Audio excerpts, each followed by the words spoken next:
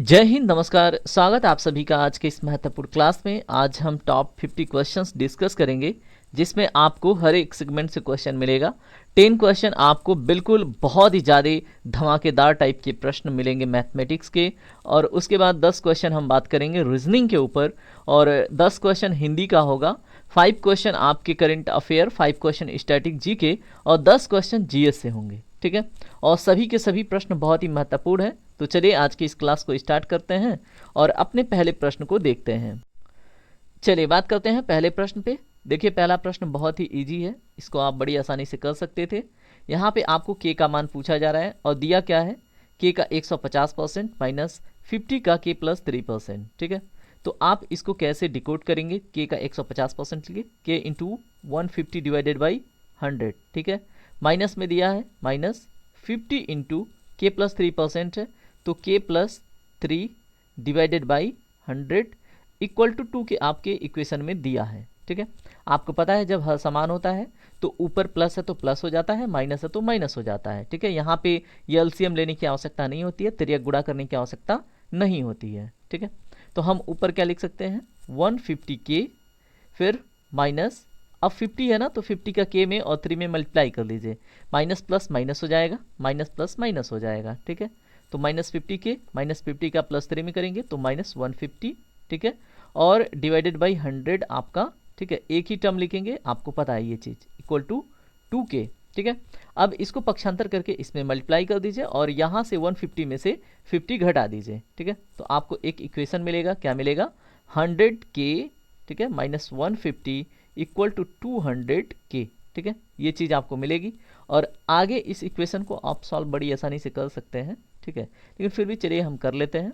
अब यहाँ पे 100 के माइनस 150 इक्वल टू 200 के है, कि इसको पक्षांतर कीजिए 100 के को। ठीक है, तो उधर माइनस हो जाएगा और माइनस जब होगा 200 में से माइनस 100 के करेंगे तो कितना बचेगा 100 के। ठीक है, तो आप इसको इस रूप में लिख सकते हैं 100 के इक्वल टू माइनस 150। ठीक है, इसको सॉल्व करने के बाद इतनी वैल्यू मिलेगी। के की वैल्यू यहाँ से फाइंड आउट कर सकते हैं, निकाल सकते हैं, माइनस 150 डिवाइडेड बाई 100। ठीक है, इसको कैंसिल कीजिएगा, कितने से कैंसिल हो रहा है 5 से कैंसिल कीजिए, 5 तियाँ 15 और 5 दूनी 10। ठीक है, तो माइनस 3/2 ये आपका फाइनल आंसर होगा और यहाँ से आप देख सकते हैं ऑप्शन नंबर डी आपका करेक्ट होगा। चलिए बात करते हैं अगले प्रश्न पे। चलिए क्वेश्चन नंबर 2 देखिए, थोड़ा सा ये पढ़ने वाला क्वेश्चन था, थोड़ा समझ के करने वाला था। ठीक है, अब सिंपल क्वेश्चन तो इतना दूंगा नहीं क्योंकि आप लोग अब एक्सपर्ट हो गए हो। ठीक है, तो यहाँ पे देखिए थोड़ा सा मॉडरेट क्वेश्चन है।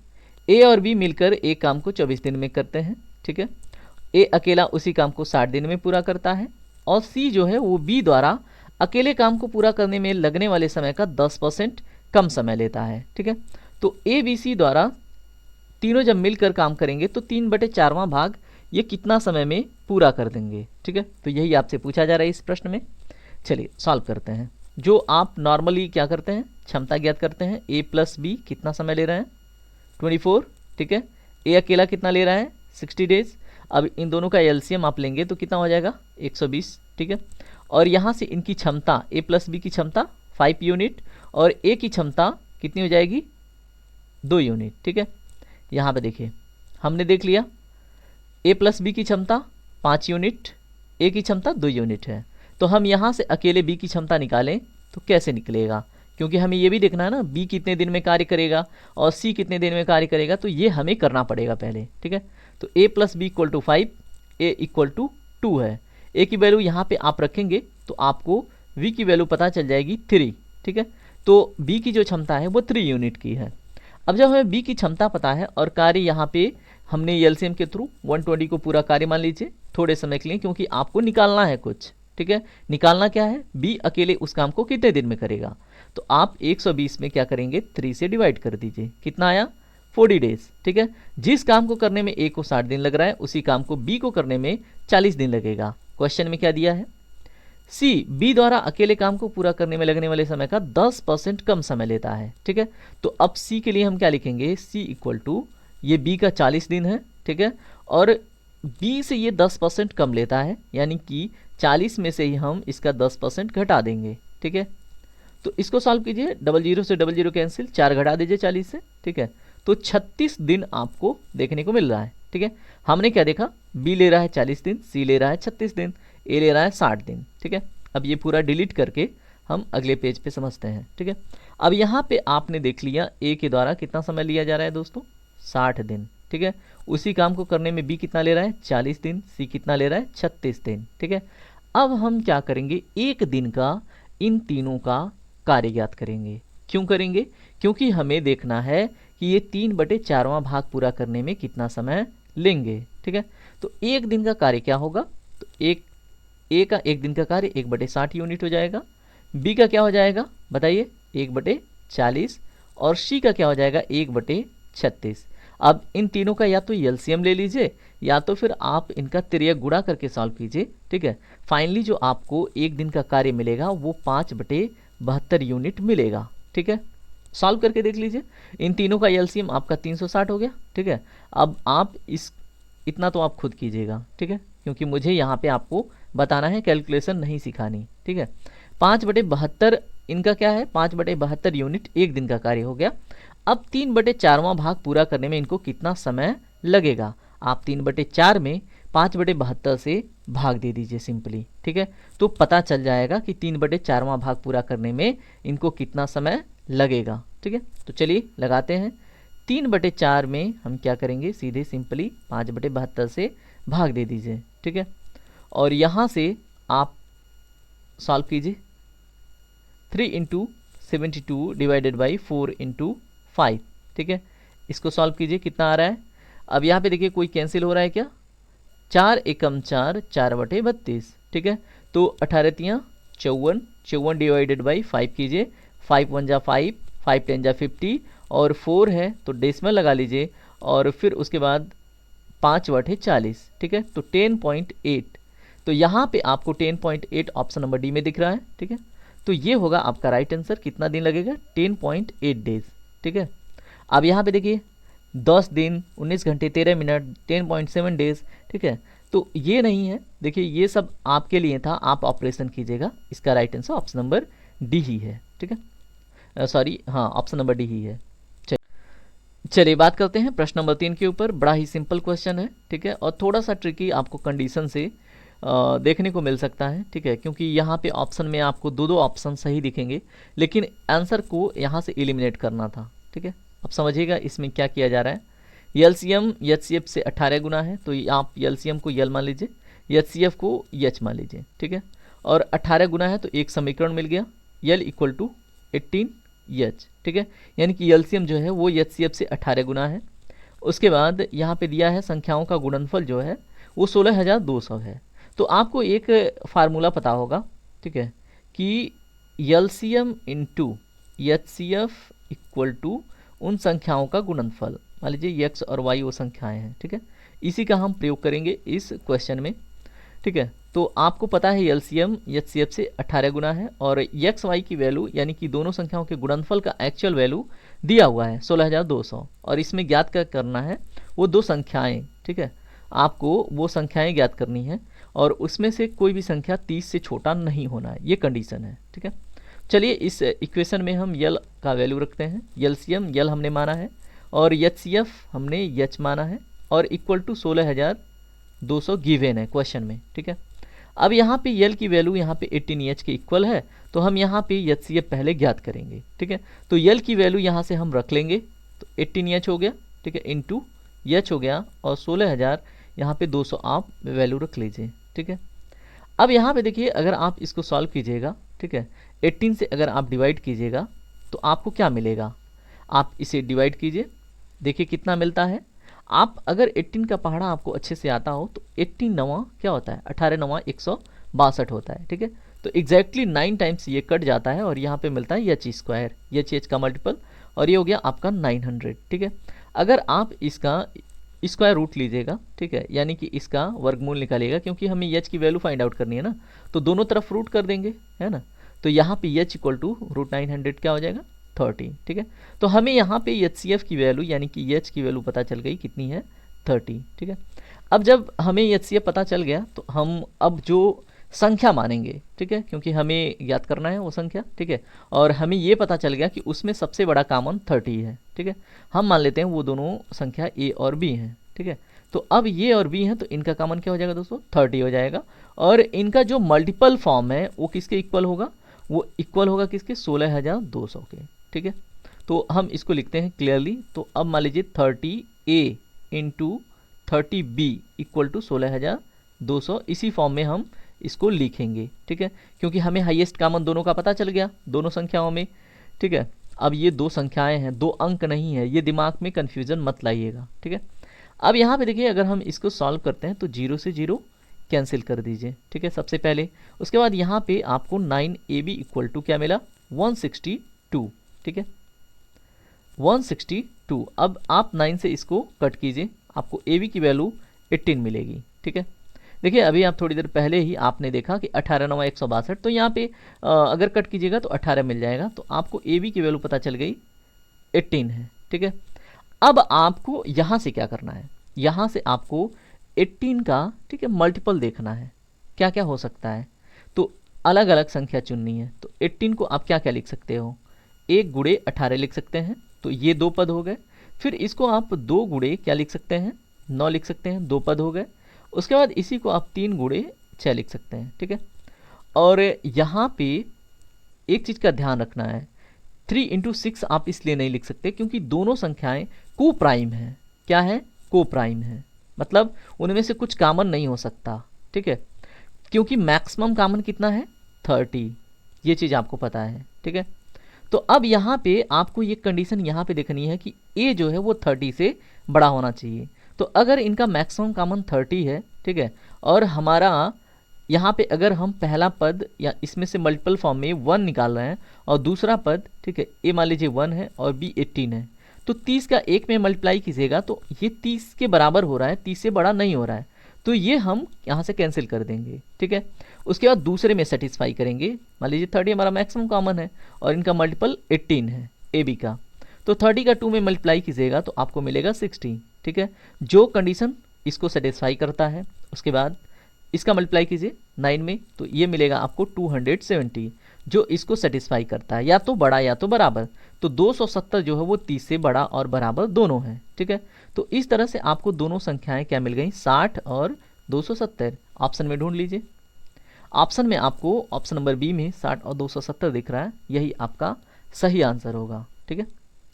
चलिए उम्मीद करता हूँ समझ में आ गया होगा। प्रश्न नंबर 4 देखिए। प्रश्न नंबर 4 एक थोड़ा सा कैलकुलेटिव कह सकते हैं, थोड़ा सा ज़्यादा सोचने का, जैसे होता है ना कि थोड़ा सोच के आंसर करें, उस टाइप का प्रश्न हो सकता है ये। बिट्टू गलती से भाज्य के रूप में वो संख्या ले लेती है जो मूल भाज्य से 20% कम थी। वो गलती से भाजक के रूप में भी वह संख्या ले लेती है जो मूल भाजक से 40% कम थी। यदि प्रश्न को हल करने पर सही भागफल 44 था, शेषफल 0 था, तो यह मानते हुए कि उसकी गणना में कोई त्रुटि नहीं है, बिट्टू को कितना भागफल प्राप्त हुआ होगा, ठीक है। तो चलिए सॉल्व करते हैं इसको। यहाँ पे हम मान लेंगे कि जो मूल भाज्य है वो डी है। क्या है, ये मूल भाज्य है, ठीक है, मूल भाज्य क्या है, डी है। और भाज्य क्या होता है, जैसे मान लीजिए 4/2 हम करते हैं तो ये भाज्य है, और ये क्या है, भाजक, और जो आंसर आता है ये क्या होता है, भागफल, ठीक है। यहाँ से क्लियर हो गया। चलिए अब इसी को हम समझ के करते हैं। हमने मूल भाज्य डी मान लीजिए, ठीक है, और मूल भाजक हम मान लेते हैं, ठीक है, भाज यहाँ पे ना भाजक, ठीक है, मूल भाजक हमने स्मॉल डी मान लिया, ठीक है। और यहाँ पे दिया हुआ है कि यदि प्रश्न को हल करने पर सही भागफल 44 थी, तो आपको एक चीज़ पता होगा, ठीक है, कि भाज्य बराबर क्या होता है। भाज्य बराबर होता है दोस्तों भाजक इंटू भागफल, ठीक है, ये आपको पता है। ये कैसे होता है, जैसे मान लीजिए 4 भाज्य है, 2 से 2 क्या है, भाजक है, तो 2 से अगर कट करेंगे तो आंसर क्या है, 2। और अगर हम ये भाज्य इक्वल टू भाजक करें तो इन दोनों का आपस में मल्टीपल होना चाहिए, तो वही तो हुआ है, भाज्य ये है, उसके बाद ये क्या है, भाजक है, और ये जो है ये भाग है, ठीक है, भागफल है। तो यही हम यूज़ करके इसको सॉल्व करेंगे, ठीक है। हमने मूल भाज्य डी माना है, उसके बाद जो भाजक है स्मॉल डी माना है, तो यहाँ पे d इक्वल टू क्या हो जाएगा, हमारा जो भागफल है वो 44 है, तो इसको हम 44 इंटू डी लिख सकते हैं, ठीक है। और इसको आप इक्वेशन 1 बना लीजिए। उम्मीद करता हूँ यहाँ तक समझ में आया होगा। अब इस वैल्यू का हमें प्रयोग करना है, आगे करना है, कैसे करना है उसको हम समझते हैं। यहाँ पे दिया हुआ है बिट्टू गलती से भाज्य के रूप में वो संख्या लेती है जो भाज्य है उसे 20% कम है, ठीक है। तो अब हम यहाँ पे बिट्टू का डी में से क्या करेंगे, 20% यानी कि 0.2 घटा देंगे, ठीक है। तो हमें क्या मिलेगा, 0.8 डी। ये क्या है, जो परिवर्तित भाज्य है, ठीक है, जो परिवर्तित भाज्य है जिसमें 20% कम वैल्यू ली गई है। उसी तरह से जो भाजक है, मूल भाजक, वो 40% कम है, तो ये क्या हो जाएगा, स्मॉल डी में से 0.4 डी घटा देंगे, क्या मिलेगा हमें बताइए। अगर हम इतना घटा दें तो 0.6 डी मिलेगा, बिल्कुल मिलेगा, ठीक है। तो ये हो गए परिवर्तित, ये हो गया भाज्य, ये हो गया भाजक, ठीक है। तो दो चीज़ें हमें पता चल गई, बिल्कुल पता चल गई। अब हम इसको एक भागफल के रूप में एक इक्वेशन लिखेंगे, ठीक है। चलिए लिखते हैं। अब हम यहाँ पे भागफल इक्वल टू क्या लिखेंगे, जो परिवर्तित है उसको डी डैश मान लीजिए, और जो ये परिवर्तित है यानी कि भाजक जो परिवर्तित है टी स्मॉल डी डैश। अब आपको यहाँ पे आपने देखा डी डैश की वैल्यू कितनी निकल के आई है, 0.8 क्या है डी, ठीक है। और यहाँ पे डी डैश की वैल्यू क्या आई है, 0.6 डी, ठीक है। अब यहाँ पे डी की वैल्यू आपको पहले से ही पता है, डी इक्वल टू कितना है दोस्तों, 44 इंटू डी इसके इक्वल है। तो ये वैल्यू आपको यहाँ पे डी के जगह पे रखनी है, ठीक है। तो रख लेते हैं, क्या दिक्कत है, रख लीजिए। और अब ये हम क्या लिखेंगे फिर, तो इस इक्वेशन को 0.8 इंटू, क्योंकि ये भागफल के, यहाँ पे हम भागफल के बराबर ही देख रहे हैं, ठीक है। तो ये क्या हो जाएगा, क्या लिखेंगे आप, 44 into small D divided by 0.6 into small D. अब यहाँ पे स्मॉल डी से स्मॉल डी कैंसिल, ठीक है। अब इसको आप सॉल्व कीजिएगा तो आपकी एक आंसर वैल्यू आएगी, जो नया भागफल होगा, ठीक है। वो भागफल आपका क्या निकल के आ रहा है, आप मुझे कमेंट करके बताइए कितना आ रहा है, बताइए। अगर आप 0.8 इंटू 44 कीजिएगा तो आपको क्या मिलेगा, ठीक है। और 0.6 से डिवाइड कीजिएगा तो आपको क्या मिलेगा। फाइनली अगर आप इसको कट करके डिवाइड कीजिएगा, आप कट करके देखिए, आपको 58.66 वैल्यू मिलेगी, ठीक है। यही आंसर होगा। यानी कि अगर हम ये मान लें कि उसका भागफल, ठीक है, उसके बाद उसके भाज्य में 20% कमी कर दी जाए, भाजक में 40% कमी कर दी जाए, इस त्रुटि के बाद अगर हम गणना करें तो जो भागफल है बिट्टू को वो 58.66 प्राप्त हुआ होगा, ठीक है। तो यहाँ पे आपका ऑप्शन नंबर सी करेक्ट हो जाता है। एक बार फिर से देखिएगा, अगर आपको समझ में नहीं आया तो आप मुझसे पर्सनली पूछ लीजिएगा, ठीक है। आइए चलिए बात करते हैं प्रश्न नंबर 5 के ऊपर। यहाँ पे देखिए 5 अंकों की संख्या 750 PQ दिया हुआ है, ये 3, 7, 11 से विभाज्य है, तो P + 2Q के 3/5% का मान क्या होगा, ये आपसे प्रश्न पूछा जा रहा है, ठीक है। अब इसको ध्यान से समझिएगा। अब 5 अंक की संख्या है ये, ठीक है, 750 PQ, ठीक है। अगर आप यहाँ पे पहले 3 और 11 से चेक कीजिए, ठीक है। अगर ये 3 से डिवाइड होती है तो ये क्या होगा, इन सभी का योग डिवाइडेड बाई 3, आपको पता है, आपने सीखा हुआ है। तो अगर ये पूरा इनका योग डिवाइड होता है 3 से तो ये ठीक है। तो आप 7, 5, 0 को जोड़िएगा तो 12 मिलेगा। उसके बाद plus P + Q divided by 3 से आपका 12 तो डिवाइड हो जाता है, ठीक है। 4 आपको पूरी से कट गया, तो इसका मतलब है जो P + Q की जो वैल्यू होगी ना, वो पूरी तरह से 3 से डिवाइड होगी, ठीक है। एक आप यहाँ पे एक इक्वेशन बना लीजिए, क्योंकि हमें सेटिस्फाई भी करना होगा। देखिए इसके 2 तरीके हैं, ठीक है। ये लॉन्ग मेथड है, मैं शॉर्ट मेथड भी बताऊंगा। उसके बाद यहाँ पे देखिए 11 से जो विभाज्यता का नियम है वो क्या है, तो इनके अल्टरनेट का जो योग होता है, ठीक है, और इनके दो अल्टरनेट के योग से एक दूसरे को घटा के फिर हम 11 से डिवाइड करते हैं, या तो वैल्यू जो है 0 आए या तो 11 आए, ठीक है। तो ये विभाज्यता के नियम 11 में आता है, ठीक है। तो आप कीजिए, 7 में आप 0 जोड़िए, ठीक है, क्या हो जाएगा, और 5 में आप p जोड़िए और q जोड़िए, ठीक है। तो ऐसे अल्टरनेट पे आप जोड़िएगा तो आपको क्या मिलेगा बताइए। आपको मिलेगा 7 प्लस क्या मिलेगा दोस्तों, 7 प्लस यहाँ पे 0 जोड़िएगा, फिर क्या जोड़िएगा, q जोड़िएगा, ठीक है।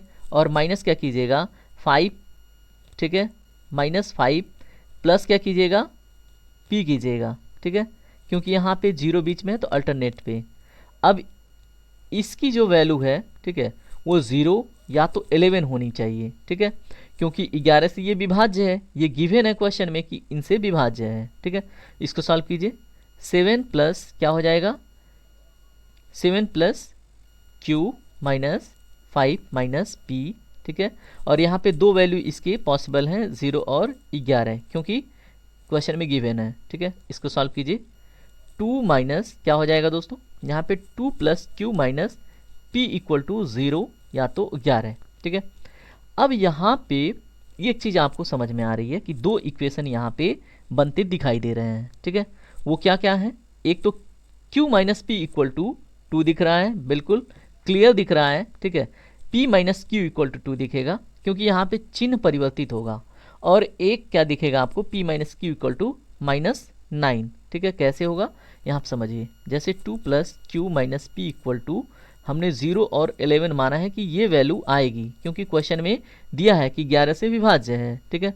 तो अगर आप 0 को बेस मान के इसको सॉल्व कीजिएगा तो ये p minus Q equal to क्या हो जाएगा, 2 हो जाएगा, ठीक है। p minus Q equal to 2, और अगर आप 11 को बेस मान के सॉल्व कीजिएगा तो क्या हो जाएगा, यहाँ पे देखिए अगर इक्वल टू 11 है तो q minus P equal to क्या हो जाएगा, q माइनस पी, ठीक है, इक्वल टू क्या हो जाएगा दोस्तों, यहाँ पे अगर इधर 11 मान लें तो 9 हो जाएगा, अगर p माइनस क्यू के फॉर्म में लिखें तो ये -9 हो जाएगा। तो इससे हमें कोई लेना देना नहीं है क्योंकि ये पॉसिबल वैल्यू नहीं देगा, ठीक है। हमने दो शर्तें देखी, ये दूसरा शर्त है, ठीक है। हमने क्या देखा कि अगर 12 plus P plus Q divided by 3 यानी कि p प्लस क्यू 3 से डिवाइड होनी चाहिए और p minus Q equal to 2 होनी चाहिए, ठीक है। अब आपको ऐसे में आपको पता है संख्याएं 0 से 9 के बीच में ही होंगी, तो 0 से 9 के बीच में आपको ऐसी संख्याएं स्वयं चुनाव करनी है, ठीक है। और जोड़ा बना के चुनाव करना है कि यहाँ पे क्या करें, p और q को ऐसे दो संख्याओं के लें जहाँ पे उनका डिफरेंस 2 के इक्वल आए, ठीक है, उनका सम जो है वो 3 से डिवाइड हो जाए, ठीक है। तो ये बड़ा लंबा प्रोसेस हो जाएगा, आपको मिल जाएगा, इस बीच में जाइएगा आप तो 7 और 5 दो संख्याएं ऐसी मिल जाएंगी, ठीक है, इन 0 से 9 के बीच में, ठीक है, 7 और 5, ठीक है, जो इस कंडीशन को सेटिस्फाई करेंगी और ये हो जाता है लंबा प्रोसेस, ठीक है। और इसको सॉल्व करने के बाद आपको फाइनली जो यहाँ पे पी क्यू की वैल्यू है वो 7 5 ही आएगी, ठीक है, क्योंकि 7 5 ही इस कंडीशन को सेटिस्फाई करेगा। क्योंकि रख के देखिए, p की जगह 7 रख लीजिए, q की जगह पे 5 रख लीजिए, इक्वल टू 2 आ गया, ठीक है। उसके बाद 7 5 12, 12 को 3 से डिवाइड कर दीजिए, ठीक है। और इसके अलावा दोस्तों एक और भी है जो सेटिस्फाई करेगा इस कंडीशन को, 4 और 2, ठीक है। जैसे p और q की जगह पे 4 और 2 भी रखें आप तो ये भी सेटिस्फाई करेगा, क्योंकि यहाँ पे p equal to 4, q equal to -2, तो 4 माइनस 2 इक्वल टू 2, ठीक है। और 4 2 6, तो लेकिन ये कहाँ पे फेल हो जाएगा, जब आप 7 से डिवाइड कीजिएगा, ठीक है। जैसे मान लीजिए आप इसको क्या लिखिए 750 और पी क्यू की जगह पे 4 2 लिख के 7 से डिवाइड कीजिए, तो ये पूरी तरह से विभाजन नहीं होगा, यहाँ पे ये फेल हो जाएगा, ठीक है। तो आपको जो वैल्यू मिली है वो 7 5 है, ठीक है। अब डिवाइडेड बाई इसको 7 कीजिएगा तो ये पूरी तरह से डिवाइड हो जाएगा, ये लॉन्ग मेथड है, ठीक है। शॉर्टकट मेथड क्या है, आप इन तीनों का एलसीएम ले लीजिए, ठीक है। 3 7 11 का एलसीएम जब आप लीजिएगा तो आपको उसका एलसीएम क्या मिलेगा, 231, ठीक है। क्या मिला, 231 इनका एलसीएम मिला, ठीक है। ये शॉर्टकट मेथड है। अब यहाँ पे देखिए 750 PQ ये 5 अंकों की संख्या है, ठीक है। 5 अंकों की संख्या आप एकदम बिल्कुल 0 के टर्म में ले लीजिए, p और q की जगह पे 0 ले लीजिए, ठीक है। तो आप ये नई जो संख्या है ये आपको ये मिलेगी, ठीक है। अब इसमें आप सिंपली 231 से डिवाइड कर दीजिए, ठीक है। तो अब यहाँ पे जो आंसर मिलेगा, ठीक है, अब वो देखिए क्या आता है, क्या आएगा आपको, यहाँ पे आप इसको सॉल्व कीजिएगा, ठीक है। थोड़ा लंबा प्रोसेस आपको देखने में लग रहा है लेकिन आप सॉल्व प्रैक्टिस में रहेंगे तो हो जाएगा, ठीक है। और ये पहले वाले से शॉर्टकट है, सॉल्व कीजिएगा, ठीक है। तो आपको मिलेगा इक्वल टू, लगभग इक्वल टू मिलेगा कितना, 324.67, ठीक है, ये वैल्यू आपको मिलेगी। अब इन दोनों को आप मल्टीप्लाई कर लीजिएगा, ठीक है, और मल्टीप्लाई करते वक्त एक बात का ध्यान दीजिएगा, ये जो 0.67 है इसको आप 1 मान लीजिएगा, ठीक है, क्योंकि यहाँ पे आपको कह रहा है कि पूरी तरह डिवाइड होनी चाहिए ये 750 PQ, ठीक है, लेकिन 75,000 पूरी डिवाइड नहीं हो रहा है, इसलिए हम यहाँ पे जो डेसिमल वाली वैल्यू होती है इधर जो इस साइड में आएगी उसको कम्प्लीटली 1 हम मान लेंगे, ठीक है। तो यहाँ पे जो सबसे छोटी जो पूर्णतः डिवाइड करने वाली वैल्यू है 0.67 हो या फिर 0.87 हो, हम इसको 1 मान ही लेते हैं, ठीक है। तो अब यहाँ पे अगर आप 1 मान लीजिएगा तो ये 325 हो जाएगा, ठीक है। अब 325 को 231 से मल्टीप्लाई कीजिएगा तो आपको एग्जैक्टली जो वैल्यू मिलेगी 750.75 मिलेगी। ये है शॉर्टकट तरीका, ठीक है। तो आपको ये पता चल गया कि 75 क्या है, P और Q की वैल्यू है, ठीक है। अब देखिए इतना तो आपको करना पड़ेगा, ठीक है। अब यहाँ पे देखिए P + 2Q की जगह पे रख दीजिए 7 + 2 × Q क्या है 5, ठीक है। तो ये क्या वैल्यू आपको मिल गया 17, ठीक है। अब 17 का 3/5% निकाल लीजिए, कितना होगा 17 × 3/5 और इंटू 1/100 कर लीजिए, ठीक है। अब इसको आप जब कट कीजिएगा, ठीक है, तो कट करके देखिए कितनी वैल्यू आ रही है, कीजिए तो ये 51 डिवाइडेड बाई 500, ठीक है। अब इसको सॉल्व कीजिए, देखिए 500 ये पूरी से कटेगा नहीं, आप अगर यहाँ पे 0 रखेंगे, ठीक है, तो दशमलव पहले ही लग गया 0., उसके बाद ये 1 मरतबा जा रहा है, ठीक है। उसके बाद से देखिए अगर यहाँ पे बचा क्या 1, ठीक है, तो यहाँ पे एक 0 और बढ़ा लीजिए, 2 0 बढ़ा लीजिए, ठीक है। तो आप देखिए अगर आप यहाँ पे भी 0 बढ़ा तो यहाँ पे भी 0 बढ़ा लीजिए, ठीक है। उसके बाद क्योंकि यहाँ पे डबल 0 बढ़ा है, ठीक है, उसके बाद इसको जब आप कट कीजिएगा तो ये पूरी तरह से क्या हो जाएगा 2 मरतबा कट जाएगा, यानी कि ऑप्शन नंबर आपका ए करेक्ट होगा, ठीक है। थोड़ा सा आपको लगेगा कि हाँ ये क्वेश्चन टफ है, लंबा है, प्रैक्टिस से ये आसान हो जाएगा, ठीक है, कोशिश कीजिएगा। चलिए बात करते हैं प्रश्न नंबर 6 के ऊपर। प्रश्न नंबर 6 में क्या है, विवेक के पास 200 लीटर तेल के, ठीक है, तेल ए है और 274 लीटर तेल बी है। वह कई समान कंटेनरों में 2 प्रकार के तेल भरता है, ठीक है। इस प्रकार की प्रत्येक कंटेनर में केवल एक प्रकार का तेल है, ठीक है, और सभी कंटेनर पूरी तरह से भरे हुए हैं। विवेक द्वारा उपयोग किए जाने वाले प्रत्येक कंटेनर का जो अधिकतम आयतन है वो कितना होगा और कंटेनर की कुल संख्या क्या हो सकता है, ये आपको बतानी है, ठीक है। तो 2 चीज़ें आपको ज्ञात करनी है कि प्रत्येक कंटेनर का अधिकतम आयतन कितने लीटर होगा और जो हम भरेंगे इन तेलों को, ठीक है, उन पूरे कंटेनरों की संख्या कितनी होगी। तो ये क्वेश्चन है और ये ना बढ़िया क्वेश्चन है, अगर आप कर लेते हैं तो आप जैसे हाईएस्ट कॉमन फैक्टर होता है ना एलसीएम एचसीएफ का, तो ये उसी का क्वेश्चन है, थोड़ा सा आपको दिमाग लगाना था, ठीक है। तो आप यहाँ पे देखिए विवेक के पास 200 लीटर तेल के, ठीक है, तेल ए है और 274 लीटर तेल बी है। वह कई समान कंटेनरों में 2 प्रकार के तेल भरता है, ठीक है, वो कई समान कंटेनरों में 2 प्रकार के तेल भरता है। इस प्रकार की प्रत्येक कंटेनर में केवल एक प्रकार का तेल है, ठीक है। अब एक प्रकार का तेल है, यहाँ से क्या पता चला कि 200 और 274 में कॉमन क्या है, ठीक है। अब कॉमन ज्ञात करने के लिए दोस्तों हम क्या लेते हैं, इनका बताइए, इनका फैक्टर कर लीजिए, ठीक है। तो अगर आप इसे कट कीजिए तो ये क्या हो गया 100 और ये क्या हो गया 137, ठीक है। उसके बाद 2 से कट कीजिए, ये 50 हो गया और ये नहीं कटेगा, ठीक है।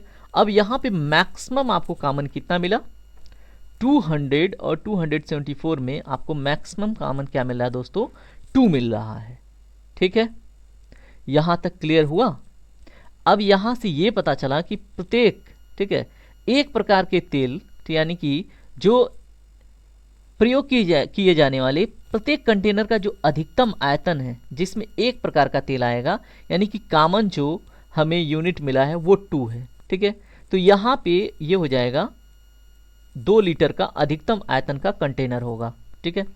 उसके बाद आपसे प्रश्न पूछा जा रहा है इसी में, विवेक द्वारा उपयोग किए जाने वाले प्रत्येक कंटेनर का अधिकतम आयतन, तो आपको पता चल गया मैक्सिमम कॉमन 2 है और कंटेनरों की कुल संख्या क्या हो सकता है, ठीक है। अब यहाँ पे सिंपली अगर यहाँ पे आपको 2 मिल रहा है, ठीक है, 200 मान लीजिए 200 लीटर है। अब ये 200 लीटर कितने कंटेनर में जाएगा, तो 200 से आप 2 से डिवाइड कर दीजिए, कितने में जाएगा, 100 में, ठीक है। उसके बाद 274 है, ठीक है, 274 को भी आप 2 से डिवाइड कर दीजिए, कितना मिला दोस्तों यहाँ पे बताइए, 137, ठीक है। तो मैक्सिमम कंटेनर कितने यूज हो रहे हैं, 237, ठीक है।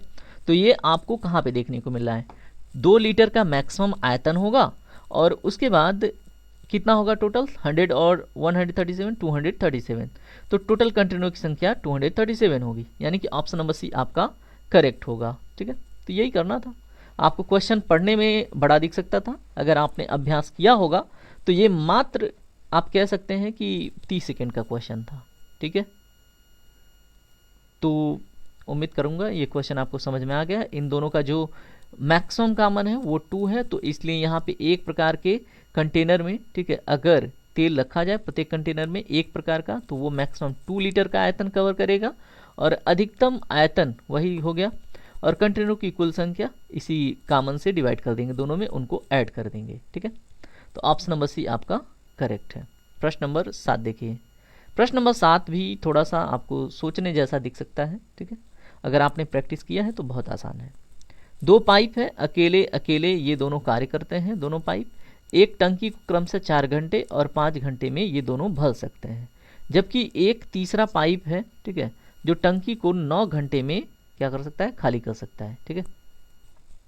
और उसके बाद टंकी का पहले से ही 1/4 भाग भरा हुआ था, तो तीनों पाइप को एक साथ अगर खोल दिया गया तो टंकी पूरी तरह से भरने में कितना समय लगेगा। बहुत अच्छा प्रश्न है, ठीक है।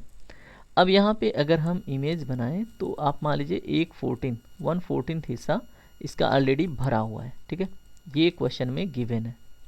उसके बाद आपको ये जो बचा हुआ हिस्सा है ये आप इसी को भरना है, तो इसको हम क्या करेंगे, जितना बचा है तो 1 में से 1/14 घटा देंगे, ठीक है।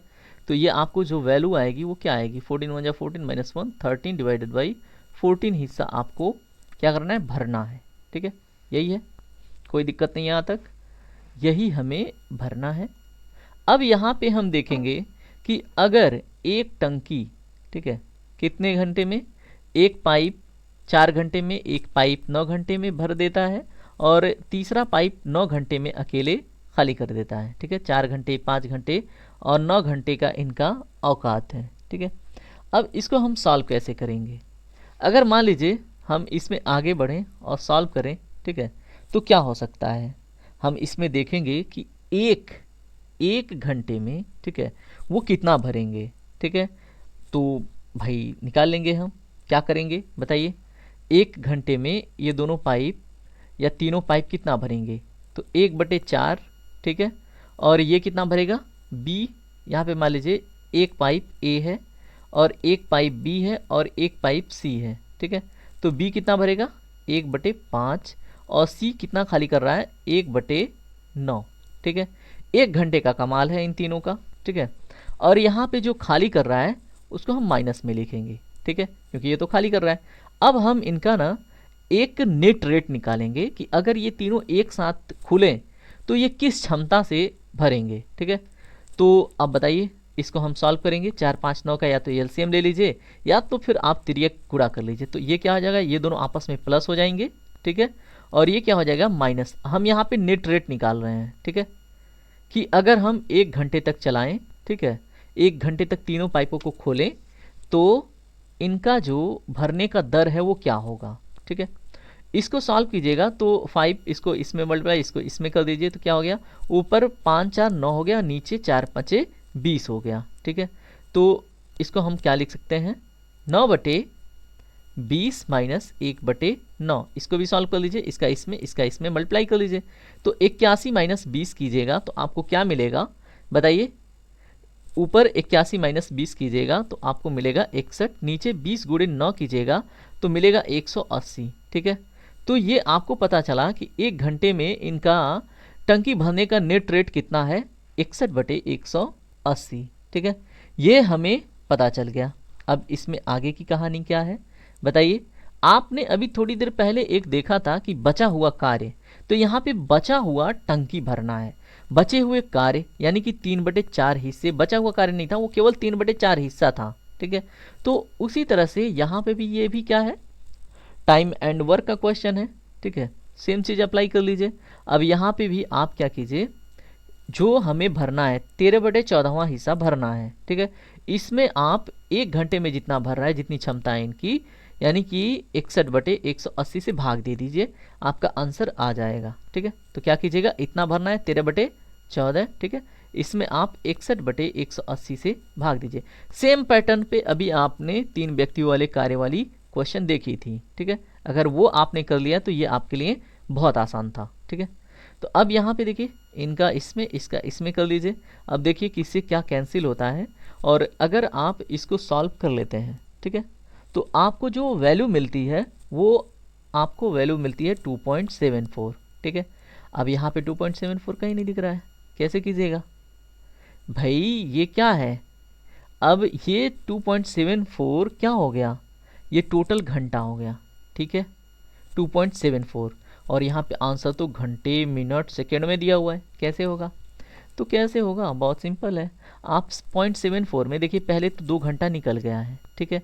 अब यहाँ पे जब हम मिनट ज्ञात करेंगे तो इसमें 60 से मल्टीप्लाई कर दीजिए 0.74 में, 2 को आप साइड रख लीजिए, 2 आवर तो हो गया, ठीक है। ये तो आपको सब में मिल रहा है। अब 0.74 में जब मल्टीप्लाई कीजिएगा तो आपको क्या मिलेगा, करके देखिए। यहाँ पे आपको मिलता है, क्या मिलेगा दोस्तों, 44.6 मिलेगा। क्या मिलेगा, 44.4 मिलेगा। आप करके देखिए, 0.74 में 60 से मल्टीप्लाई कीजिए तो ये क्या हो गया आपका 7.4 इंटू 6, करके देखिए तो आपको ये 44.4 मिलेगा। 6 चौको 24 को 4 और 7 छके 42, 2 44, ठीक है। अब यहाँ पे ये जो संख्या निकल के आई ये मिनट हो गया, ठीक है। तो ये 44 मिनट हो गया। अब ये 0.4 बचा है, 0.4 आपको पता नहीं है ये है क्या, है तो ये मिनट ही, लेकिन इसको हम सेकेंड में करेंगे, ठीक है। तो 0.4 में 60 फिर से मल्टीप्लाई कर लीजिए तो क्या मिल गया, 6 चक्कू 24, यानी कि 24 सेकेंड, ठीक है। अब 24 सेकेंड आपको कहाँ पे देखने को मिल रहा है, 2 घंटे 44 मिनट 24 सेकेंड आपको कहाँ देखने को मिल रहा है, तो ऑप्शन नंबर डी में आपको देखने को मिल रहा है, यानी कि ऑप्शन नंबर डी करेक्ट होगा। देखिए अगर आप अभ्यास किए हैं ऐसे प्रश्नों का तो आपको कैलकुलेशन पे अगर पकड़ है तो ऐसे प्रश्न आपसे पूछे जाएंगे तो बड़ी आसानी से हो जाएंगे, ठीक है। नहीं किया है तो आप सोचेंगे कितना टफ क्वेश्चन है, ठीक है। चलिए प्रश्न नंबर 8 देखिए क्या है। प्रश्न नंबर 8 भी ऐसा ही एक बढ़िया सा प्रश्न है, ठीक है, जिसमें आप अपना समय दे सकते थे, इसको सॉल्व कर सकते थे और ये सॉल्व हो भी जाता। यहाँ पे देखिए दिया है 720 रुपये, ठीक है। इसका ABCDE के बीच में बंटवारा किया जा रहा है, ठीक है, ABCD और E के बीच में, ठीक है, बंटवारा किया जा रहा है, यानी कि इनका टोटल योग हम देखें, ठीक है, A + B + C + D का, तो ये टोटल 720 है जो हमें इनमें बांटना है, ठीक है। उनके द्वारा प्राप्त राशि आरोही क्रम में है, ठीक है। अब ये क्या है, आरोही क्रम में है और समान श्रेणी में है।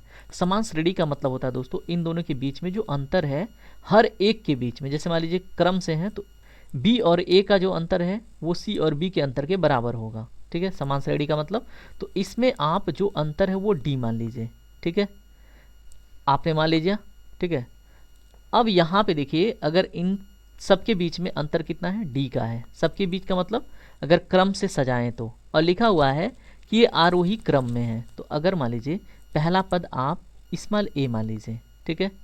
अब इसी तरह से अगर आप BCDE लिखना चाहें तो क्या होगा, A हो गया, दूसरा पद क्या हो जाएगा, A + D हो जाएगा, ठीक है।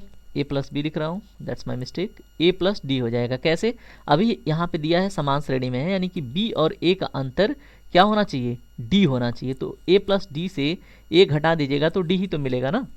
उसके बाद यहाँ पे देखिए तीसरा पद क्या हो जाएगा बताइए, तीसरा पद A + 2D हो जाएगा, ठीक है।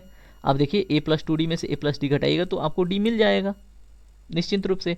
तो सबके बीच ये गैप क्रिएट होता जाएगा और इस तरह से हम आरोही क्रम में इस तरह से संख्याओं को सजा के लिख सकते हैं। और यहाँ पे तीसरा पद पता जाएगा, चौथा पद क्या हो जाएगा, A + 3D, और चौथा पद क्या हो जाएगा, A + बताइए ये क्या हो गया, चौथा पद हो गया यहाँ पे ABCD का, और यहाँ पे पांचवा पद क्या हो जाएगा, A + 4D, ठीक है। तो इस तरह से आपने देख लिया कि ये क्या है, जो बंटवारे का यहाँ पे दिया ABCDE के बीच जो विभाजित किया जा रहा है, जो ये राशियों का बंटवारा है उसका क्रम है। ठीक है, तो अब इसमें जो एक कंडीशन और है उसको देखते हैं। ई ने ई से 40 रुपये अधिक प्राप्त किए। ठीक है, यानी कि अगर हम यहाँ पे एक चीज़ लिखें तो E minus A equal to क्या हो जाएगा बताइए। इस क्वेश्चन में अगर आप दोनों के बीच का अंतर देखें तो क्या है, 40 के इक्वल दिया है। अब यहाँ पे ई की वैल्यू और ए की वैल्यू इस इक्वेशन से जो हमने लिखा है रख दीजिए। ठीक है, तो रखिए यहाँ पे ई की वैल्यू क्या है, ए प्लस 4d। ठीक है, ए प्लस 4d माइनस यहाँ पे क्या है, ए है। ठीक है, इक्वल टू 40 है। ठीक है, तो यहाँ पे आप ए से ए क्या हो गया, एक दूसरे से कट गया। अब 4d इक्वल टू 40 हो गया, और जब 4d इक्वल टू 40 है तो इसको भी कट कर दीजिए, तो d की वैल्यू आपको पता चल गई कि 10 हो गया। ठीक है, यानी कि यहाँ पे जब हम इनके बीच पैसों का बंटवारा करेंगे, आरोही क्रम में रखेंगे, तो इनके बीच 10 का अंतर आएगा। यानी कि b का a के बीच में 10 का अंतर, c का b के बीच में 10 का अंतर, d का c के बीच में 10 का अंतर आएगा। ठीक है, तो हमने यहाँ पे d की वैल्यू फाइंड आउट कर ली। ठीक है, अब जब d की वैल्यू फाइंड आउट कर ली तो हम क्या कर लेते हैं, बड़ी आसानी से a की वैल्यू फाइंड आउट कर लेंगे। कैसे करेंगे, आपको ना इन सब का योग दिया है 720 के बराबर।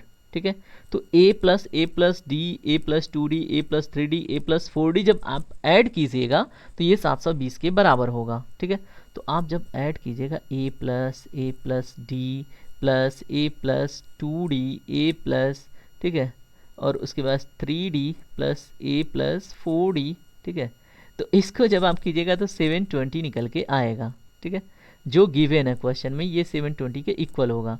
तो यहाँ पे देखिए कितने टर्म है, एक 1 2 3 4 5, तो ये हो गया आपका 5a प्लस यहाँ पे d को ऐड कर लीजिए, d 3, यहाँ पे d और 2d 3d, उसके बाद 3 और ये क्या हो जाएगा 6d, और यहाँ पे क्या है 4d, यानी कि ये क्या हो गया 10d।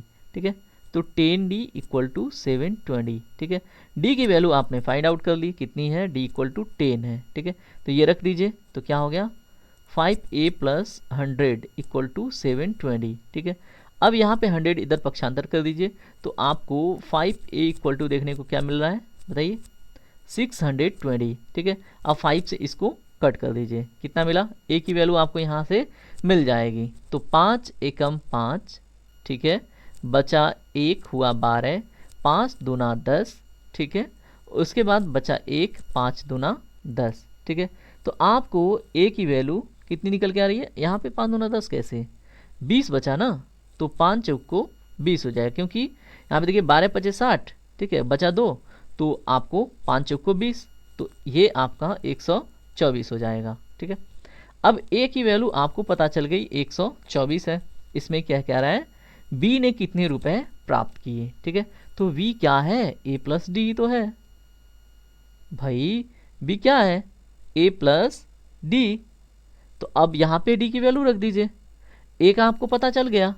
अब v की वैल्यू क्या हो जाएगी, b ने कितने प्राप्त किए 124 प्लस 10, कितना प्राप्त किया 134। ठीक है, कितने रुपए 134 रुपये, यानी कि ऑप्शन नंबर ए आपका करेक्ट होगा। ठीक है, चलिए हमने देख लिया 8 प्रश्न। प्रश्न नंबर 9 देखिए, टाइम थोड़ा सा टेकिंग क्वेश्चन है, लेकिन प्रैक्टिस से ये कम समय लगेगा। ऊपर से मैं ना ये मोबाइल पे रिकॉर्ड कर रहा हूँ, ठीक है, जिसमें लिखने में ही असुविधा हो रही है, तो और मुझे समझाना भी है, इसलिए टाइम तो लगेगा, है ना। क्वेश्चन नंबर 9 देखिए, 6 अंकों की एक संख्या है जो 33 से विभाज्य है। यदि संख्या में 54 जोड़ दिया जाए तो निर्मित नई संख्या किससे विभाज्य होगी। ठीक है, बहुत बढ़िया प्रश्न है। आपको यहाँ पे वही भाज्य इक्वल टू भागफल गुणे क्या होगा, भाजक, यही कॉन्सेप्ट आपको यहाँ पे भी यूज करना है। ठीक है, 6 अंकों की संख्या है जो 33 से विभाज्य है। ठीक है, अब वो 6 अंकों की संख्या मान लीजिए आप यक्स है। ठीक है, ये 6 अंकों की संख्या है। ठीक है, और ये एक समय अगर ये संख्या है तो ये क्या हो जाएगी बताइए, ये हो जाएगी भाज्य। ठीक है, भाज्य। ठीक है, जैसे 4/2 बताया था ना, तो 4 क्या है, भाज्य है। तो उसी तरह से यक्स जो 6 अंकों की संख्या एक भाज्य है, इक्वल टू हम क्या लिख सकते हैं, यहाँ पे ये 33 से विभाज्य है, तो हम 33, ठीक है, इक्वल टू, और यहाँ पे हमने भागफल क्या मान लिया कि जो इसका भागफल है वो कुछ तो होगा। हमने इसका भागफल y मान लिया, ठीक है। उसके बाद यहाँ पे शेषफल तो कुछ मिल नहीं है, पूरी पूरी से विभाज्य है, ठीक है। तो ये 33y हो गया। उसके बाद इसमें क्या क्या रहा है, यदि संख्या में 54 जोड़ दिया जाए, ठीक है, तो अब इसी में क्या कीजिए 33y प्लस 54 कर लीजिए, ठीक है। तो ये जो नई संख्या बन के आ रही है, ये नई संख्या किससे विभाज्य होगी? बहुत सिंपल हो गया। यहाँ ये क्वेश्चन तो आपके लिए हलवा हो गया, क्योंकि अब इसमें आप जो कॉमन कर लीजिए, जो संख्या कॉमन होगी वही क्या हो जाएगी, इन संख्याओं में से विभाज्य होगी, ठीक है। तो यहाँ पे देखिए क्या कॉमन है, 3 कॉमन है, 11y हो गया प्लस यहाँ पे 18 हो गया, ठीक है। तो 3 तो यहाँ पे मिल गया कि ये जो नई संख्या बन के आ रही है, जो 33 से विभाज्य है, 54 जोड़ के जो नई संख्या निर्मित हो रही है, वो किससे विभाज्य होगी दिए गए ऑप्शन में? तो 3 से तो यहाँ पे कॉमन कर लिया, तो 3 से पूरी तरह से ये नई संख्या जो बन के आ रही है वो विभाज्य हो जाएगी, ठीक है। ये तो समझ में आ गया, ठीक है। ऑप्शन नंबर ये आपको सही दिख रहा होगा।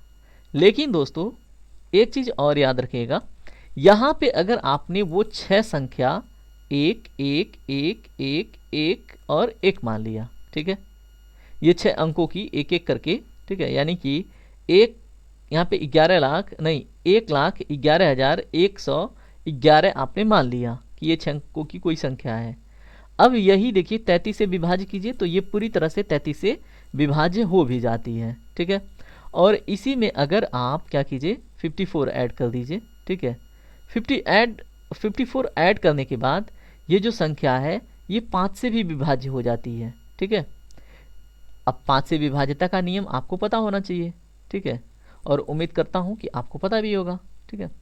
तो अगर आप इसमें जोड़िए, देखिए क्या होता है, यहाँ पे 6 हो जाएगा, यहाँ पे 5 हो जाएगा, ठीक है, 1 1 1, उसके बाद 1, उसके बाद ये क्या हो गया 6, ठीक है, और ये हो गया आपका 5। तो ये लास्ट जो है वो 5 से डिवाइड होनी चाहिए, ठीक है। तो इस तरह से ऑप्शन नंबर सी आपको सही दिख रहा है, ठीक है। लेकिन ध्यान दीजिएगा, एसएससी ने ना जब ये क्वेश्चन पूछा था तो ये 3 को एक्सेप्ट किया था, लेकिन अगर आप ये 6 संख्या एक एक मान लेते हैं तो 5 भी राइट होगा, ठीक है, ये 5 से भी विभाज्य होगा, ठीक है। तो अगर ये दोनों ऑप्शन हो तो सी को करेक्ट कीजिएगा, अगर केवल मतलब 3 ऑप्शन हो, संख्या 3 हो तो 3 को ट्रिक कीजिएगा, ठीक है। तो ये दिमाग में क्लियर रखिएगा ऐसे क्वेश्चंस में। चलिए, उम्मीद करूंगा इसमें आप समझ गए हैं। बात करेंगे प्रश्न नंबर 10 के ऊपर। इसको देखिए ये प्रश्न मैंने आपके क्वेश्चन सीरीज से हटा दी है जो मैंने टेस्ट ली है, क्योंकि ये प्रश्न मुझे ना लगा कि बिल्कुल बच्चों वाला प्रश्न है और ये आप आंख बंद करके कर लेंगे, ठीक है, तो इसलिए इसको हटा दिया। लेकिन सॉल्व कर लीजिए, क्या दिक्कत है। किसी संख्या का 2/3 यानी संख्या x मान लीजिए, उसका 2/3 किसके इक्वल है 48 के, ठीक है, तो उसका 30% क्या होगा। अब यहाँ से वो संख्या निकल के आ गई, 48 × 3/2 कर लेंगे, तो 2 से डायरेक्ट काट लीजिए ना, 24 हो गया, 24 दूना 48, 24 यहाँ 72, ठीक है, वो संख्या आपकी क्या हो गई 72 हो गई, ठीक है। अब 72 का आप 30% तो निकाल ही सकते हैं, 72 × 30/100, 0 से 0 कैंसिल। उसके बाद यहाँ पे 10 है और यहाँ पे 72 है, तो आप कट कर लीजिए, क्या होगा बताइए। अगर आप 5 से कट करें तो 5 से 5 एकम 5 नहीं होता है, ठीक है। 4 से कीजिए, 4 एकम 4, 4 बड़े 32, ये 10 नहीं कटेगा, ठीक है। तो आप इसको पूरी तरह से वैसे कर लीजिए ना, इतना करना क्यों है।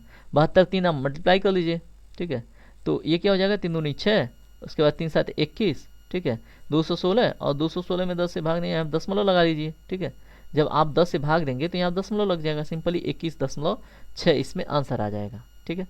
लेकिन ये क्वेश्चन मैंने हटा दी थी क्योंकि ये ईजी था। चलिए, अब हम बात करेंगे रीजनिंग के ऊपर।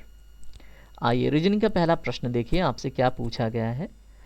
ऐसे प्रश्न आपके एग्जाम में चैलेंजिंग थोड़े हो सकते हैं, क्योंकि यहाँ पे आपको थोड़ा सोचने में टाइम लग सकता है, और यहाँ पे 7वें स्थान की संख्या पूछ रहा है, जबकि यहाँ पे डायरेक्टली आप फाइंड आउट करेंगे तो छठा निकलेगा, इन थोड़ा सा टाइम टेकिंग है, ठीक है। और आपके पास पूरे कितने हैं 40 मिनट, ठीक है। और देखिए यहाँ पे मैं समझा रहा हूँ तो इससे तुलना मत कीजिएगा, क्योंकि समझाने में टाइम जाता है और करने में नहीं जाता। तो 40 मिनट में आपको ये सब करना था। अब यहाँ पे देखिए 0 3 12 39 और 96 है, इसमें अगला यानी कि 7वां पद 7वां संख्या क्या होगा। अब सबसे पहले इसमें आपको ये पता होना चाहिए कि ऑपरेशन क्या हुआ है, ठीक है।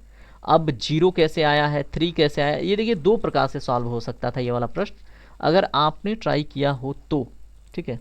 अब दो प्रकार से कैसे हो सकता था, थोड़ा सोचिए, थोड़ा दिमाग लगाइए। एक तो इन दोनों का ना कॉमन डिफरेंस लेते जाइए, ठीक है, कॉमन डिफरेंस लेते जाइए, यानी कि 3 का 0, 12 से 3, 39 से 12, 96 से 39, ठीक है। तो यहाँ पे देखिए इनका डिफरेंस क्या है, यहाँ पे लिख के करें, ठीक है। तो 0 और 3 का डिफरेंस 3 हो गया, ठीक है। और उसके बाद 12 और 3 का डिफरेंस क्या हो गया, 9 हो गया। और यहाँ पे क्या है 39, 39 और 12 का डिफरेंस अगर आप कीजिएगा तो क्या मिलेगा आपको, बताइए, 27, ठीक है। उसके बाद अगला पद क्या है आपका 96, 96 और 39 का डिफरेंस लीजिएगा तो क्या मिलेगा 57, ठीक है। 57 इन दोनों का फिर से डिफरेंस लीजिए 6, इसका फिर 18 और फिर इन दोनों का 27 और 57 का डिफरेंस लीजिएगा तो आपको मिलेगा क्या 30, ठीक है। अब इन दोनों का जब डिफरेंस लीजिएगा तो कॉमन आ जाएगा, ठीक है। क्या हो गया, इन अब कॉमन डिफरेंस आ रहा है तो ये आप फिर से आगे ऐड करके, ठीक है, आगे ऐड करके आप नई संख्या एक क्रम में बना के सॉल्व कर सकते थे। एक तरीका ये था जिससे आपको आंसर ऑप्शन नंबर सी 348 मिलेगा, क्योंकि यहाँ पे छठा के बाद सातवां ज्ञात करना है, ठीक है। तो आपको आंसर तो मिल जाएगा 348। तो एक तरीका ये हो गया। और एक तरीका, अगर आपका दिमाग अगर जैसे ऑपरेशन पे काम किया हो कि अगर हम एक संख्या लें या इक्वेशन लें और सेटिस्फाई करवाएं, ठीक है। तो ये n प्लस n माइनस, ठीक है, 1 का whole cube plus n minus 2 का होल क्यूब है, ठीक है। लेकिन ये क्वेश्चन आप कब कर पाएंगे, जब आप प्रैक्टिस करेंगे। ऐसा नहीं है कि हवाई में कि हाँ चलिए नंबर सिस्टम कर लेते हैं, सॉरी वो एनालॉजी कर लेते हैं नंबर का और हो जाएगा हमसे, तो नहीं होगा, ठीक है। तो जब आप ऐसे ऑपरेशन पे प्रैक्टिस करते हैं तो होता है, ठीक है। अब यहाँ पे इस इक्वेशन में आप जब वैल्यू रखिएगा 1 रखिए पहले, ठीक है, 1 रखिए। अगर 1 रख दिया n की वैल्यू 1 हो गई, 1 माइनस 1 का होल क्यूब कीजिएगा तो ये 0 हो गया। फिर यहाँ पे अगर प्लस है n माइनस 1 यानी कि 1 माइनस 2 कीजिएगा, 1 माइनस 2 का होल क्यूब कीजिएगा, ठीक है। तो क्या हो जाएगा, यहाँ पे -1 का होल क्यूब -1 ही होगा। यहाँ पे 1 है, यहाँ पे +0 है, यहाँ पे प्लस माइनस 1 है, ठीक है। या फिर आप कह लें +0 -1 है, तो ये पूरी तरह से कट के 0 हो जाएगा, जो आपको पहली संख्या मिल गई, ठीक है, 1 रखने पे। अब आप 2 रख दीजिए इसी क्रम में, ठीक है। तो अगर आप इस प्रकार से डिकोड कर पाते हैं तो डायरेक्टली आप ना 7 रख लीजिए। एक दो पॉइंट सेटिस्फाई कराने के बाद आप चेक कर लीजिए, यानी इक्वल टू 2 रख के, तो आपने मान लीजिए 2 रख दिया, ठीक है। तो ये 2 प्लस 2 माइनस 1 का होल क्यूब 1 हो जाएगा, क्योंकि 1 का क्यूब इक्वल टू 1 ही होगा, ठीक है। और यहाँ पे क्या है 2 माइनस 2 यानी कि क्या हो जाएगा 0, ठीक है। तो यहाँ पे 2 प्लस 1 क्या हो गया 3, ठीक है। तो आपने देखा कि दूसरा भी सेटिस्फाई हो गया, तीसरा वैल्यू रखने की आवश्यकता है नहीं, क्योंकि आपने चेक कर लिया है, ठीक है। अब डायरेक्टली इसमें 7 रख दीजिए, ठीक है, क्योंकि आपको सातवें पद का मान ज्ञात करना है, तो 7 रख दीजिए, 7 हो गया। 7 माइनस 1 का होल क्यूब, ठीक है। तो ये 7 माइनस 1 यानी कि 6 का क्यूब, प्लस अब 7 माइनस 2 का होल क्यूब यानी कि क्या हो जाएगा 5 का होल क्यूब, ठीक है। अब देखिए 6 का क्यूब क्या होता है, 6 के 36 6 216, ठीक है। तो ये हो गया 216। और उसके बाद 5 बचे 25 पाँचे 125, इसको ऐड कर लीजिए। तो ये 200 100 क्या हुआ 300। और उसके बाद यहाँ पे क्या है 16 और 25 और 7 जोड़ लीजिए, ठीक है। तो अब 25 में 10 जोड़िए 35 हो गया, 35 से 41 हो गया और 41 से 48 हो गया, ठीक है। तो ये 348 आपका आंसर आ जाता है, यानी कि ऑप्शन नंबर सी आपका करेक्ट होगा, ठीक है। चलिए बात करते हैं प्रश्न नंबर 12 के ऊपर। ये थोड़ा सा यूनिक आपको लग सकता है, ठीक है। ए बी सी संबंधित सी सी इक्वल टू, यहाँ पे ए बाई मिसप्रिंट है, ठीक है, 3744। और एक्स वाई जेड यहाँ पे क्या है संबंधे जेड जेड इक्वल टू 9216। तो a plus B plus C divided by x plus Y plus z का मान ज्ञात करना है। बड़ा इजी प्रश्न है, अगर आपके दिमाग में स्ट्राइक कर गया तो यहाँ पे ए मान के चलेगा, बाई मिसप्रिंट है। क्वेश्चन पेपर में आपको मिसप्रिंट नहीं मिला होगा, ठीक है। अब यहाँ पे थोड़ा देखिए ध्यान से, इसको आप रिलेशनशिप इस्टेब्लिश करने के लिए ऐसे क्वेश्चन के ऊपर प्रैक्टिस होना चाहिए, ठीक है। नहीं है तो भी आप कर लेते, आप इसको ए बी सी इंटू सी सी, इनका गुणनफल क्या है 3744, ठीक है, लिख लीजिए, सिंपली समझिएगा। फिर उसके बाद X Y Z into Z Z, ठीक है, इसका गुणनफल क्या है 92। ऐसे क्वेश्चन में आपको खुद ही सोचना पड़ेगा, ठीक है। 92 16, ठीक है। अब यहाँ पे आपको रिलेशनशिप फाइंड आउट करनी है। सी के जगह पे 1 से 9 तक ऐसी संख्या रखिए जिनके गुणनफल में, ठीक है, जैसे मान लीजिए ये यहाँ पे जो रखेंगे वही यहाँ पे रखेंगे, तो 0 से लेके 9 तक संख्याएं आपको सोचनी है। वैसे ही इसके लिए भी जैसे जो कंडीशन यहाँ पे सेटिस्फाई होगा डायरेक्टली यहाँ पे हम अप्लाई कर देंगे, ठीक है। अब मान लीजिए 1 रखिए सी के जगह पे और 1 का गुणा करके 1 करके 1 से कीजिएगा तो 4 आएगा, नहीं आएगा। 2 रखिए, ठीक है, जैसे मान लीजिए जहाँ जहाँ सी है वहाँ पे 2 रख दीजिए, ठीक है। तो आप अगर 2 गुणे यहाँ पे मान लीजिए हमने कर दिया, 2 सी है ना, तो 2 गुणे 2 कर लीजिए, 4 हो गया, ठीक है। और यहाँ पे 2 है तो 4 दूनी 8, तो ये भी सेटिस्फाई नहीं हो रहा। मतलब जैसे अगर सी इक्वल टू 2 ले लीजिए, ठीक है, तो यहाँ पे भी हम रिलेशनशिप कोई तो सोचेंगे, ठीक है। और मैंने सॉल्व किया है, मैंने बनाया क्वेश्चन, तो मुझे पता है, मुझे टाइम यहाँ पे नहीं गंवानी है, सिर्फ आपको समझानी है, ठीक है। तो सी इक्वल टू 2 लिया, ठीक है, सी है, तो यहाँ पे अगर हमने 2 इंटू 2 कर दिया और ऊपर भी 2 है तो ये 4 इंटू 2 हो जाएगा, ठीक है। तो ये 8 आना चाहिए लेकिन यहाँ पे 4 है, ठीक है। तो ये भी सेटिस्फाई नहीं हुआ, तो हम क्या करेंगे, 3 यूज़ करेंगे। 3 से तो बिल्कुल नहीं होगा। अगर मान लीजिए 9 चौको 36 कीजिएगा, ठीक है, जैसे मान लीजिए 3 कर लिया, 3 इंटू 3 हो गया और यहाँ पे भी 3 कर लिया, 3 3 को 9 हो गया और 9 3 को 27 हो गया, तो 7 आना चाहिए, 4 है, तो ये भी सेटिस्फाई नहीं हुआ, ठीक है। अब आप 4 रखिए, ठीक है, 4 रखिए जहाँ पे सी है, इन दोनों का मल्टीप्लाई करके इससे मल्टीप्लाई कीजिए। तो अगर आप सी की वैल्यू आप फाइंड आउट कीजिए तो 4 गुणे 4 हो गया, ठीक है। तो ये 16 हो गया और ऊपर क्या है 4, तो 4 में गुणा कीजिए, 16 चौको 64, आपका 4 आ रहा है। इसके अलावा अगर आप कोई भी संख्या लीजिए, जैसे 5 5 25 और 25 5 125 हो जाएगा, 6 को 36 छक्के 216 हो जाएगा। और यहाँ पे 7 कीजिएगा, 7 7 49 7 आपको कुछ तो संख्या मिलेगा। 8 कर लीजिए, 64 बटे कुछ तो संख्या मिलेगा, ठीक है। तो इस तरह से 4 नहीं मिलेगा, 4 सिर्फ यहाँ पे सी की वैल्यू 4 रखने पे ही मिल रहा है, ठीक है। तो अब रख के इस कंडीशन को सेटिस्फाई कर लिया आपने कि यहाँ पे सी के जगह पे जो वैल्यू है वो क्या आएगी दोस्तों, 4 आएगी, ठीक है। अब जब यहाँ पे आपने देख लिया कि हमारा ये रिलेशनशिप क्या है, 4 इंटू 4 है, ठीक है, यानी कि 16 चौको 64 को 4 है। तो वैसे ही अब यहाँ पे जो वैल्यू है, ठीक है, जैसे यहाँ पे कॉमन वैल्यू है वो भी यहाँ पे हम देख लेंगे डायरेक्ट, ठीक है। अब डायरेक्ट हमने देखा तो जहाँ जहाँ जेड है वहाँ पे 6 रख लेंगे, ठीक है, और यहाँ पे मल्टीप्लाई भी कर देंगे। तो ऊपर मान लीजिए 6 है, नीचे 6 गुणे 6 है और इनका आपस में गुणा करना है, तो 6 के 36 छके 216 है। कंडीशन सेटिस्फाई हो रहा है, यानी कि ये जो यूनिट डिजिट है ये कंडीशन दोनों में सेटिस्फाई हो रहा है, ठीक है। पूरा कीजिए, इतना करने की आवश्यकता नहीं है, आपने 0 से 9 तक चेक कर लिया तो यानी कि 4 ही होगा सी की वैल्यू, ठीक है। अब हम क्या करेंगे, हमें पता है कि अगर गुणनफल इतना है, कितना 3744 जो गिवन है, ठीक है, तो अब हम इसमें अगर इस संख्या में जिसे गुणा कर रहे हैं यानी कि सी इंटू सी से, तो अगर हम 3744 में भाग दे दें सी इंटू सी से तो हमें ये वाली वैल्यू पता चल जाएगी, ठीक है। आपने बहुत पहले से पढ़ा है और वही यहाँ पे किया भी गया है, ठीक है। तो अब यहाँ पे अगर इन दोनों का गुणनफल इसके बराबर है तो हम इसको कैसे लिखेंगे, यहाँ पे समझिएगा, A B C into C C equal to 3744 है ना। हमें सी सी की वैल्यू पता चल गई है, 4 इंटू 4 है, यानी कि ये सी सी किसके इक्वल है, 16 के, ठीक है। तो अब हम क्या करेंगे, इसको पक्षांतर करेंगे, तो A B C equal to क्या हो जाएगा, 3744 डिवाइडेड बाई 16। अब इसको सॉल्व कीजिए, देखिए कितना आता है।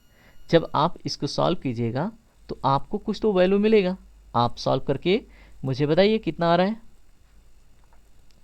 चलिए इसको सॉल्व करेंगे अगर आप, तो आपको वैल्यू मिलेगी 234, ठीक है।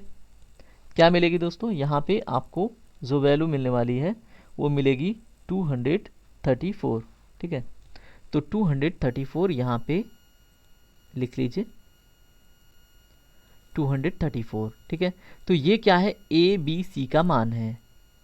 अब a plus B plus C आपको फाइंड आउट करनी है, क्योंकि आपको a plus B plus C divided by x plus Y plus Z ज्ञात करना है। तो यहाँ पे 2 प्लस 3 प्लस 4 क्या हो गया, 9 हो गया, क्योंकि 2 3 5 4 9, ठीक है।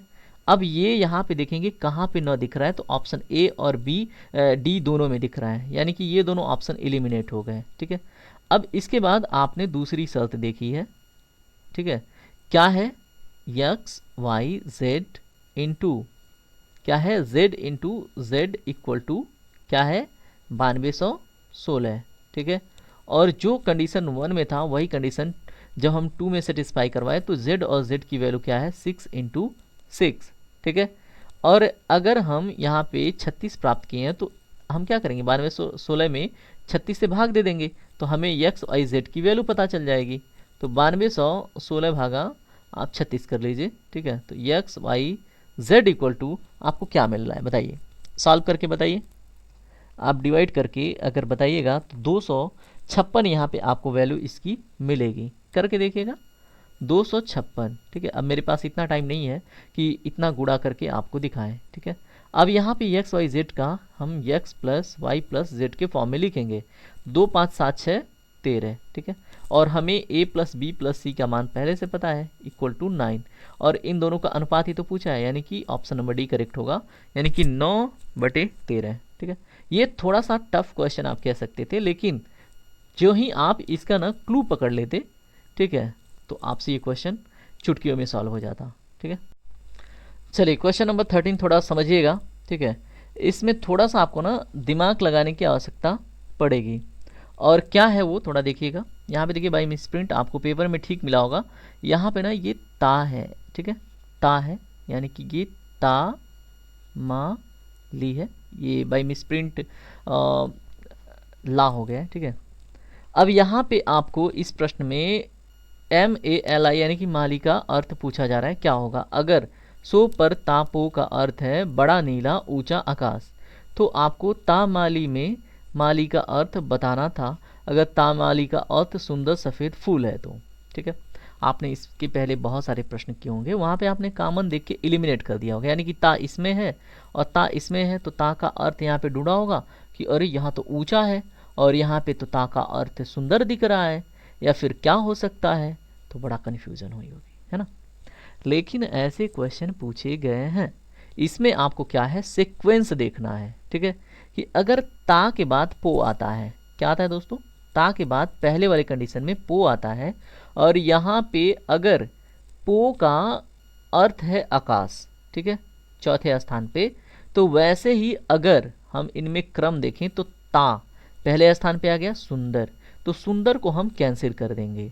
जैसे यहाँ पे ता का अर्थ क्या हो जा रहा है ऊंचा, ठीक है, वैसे ही यहाँ पे सीक्वेंस अगर देखें तो ता के स्थान पे आ रहा है सुंदर, सुंदर को हटा देंगे और बचेगा 2 मा ली, ठीक है। तो माली यानी कि अंतिम 2 जो शब्द हैं, यानी कि सफ़ेद फूल।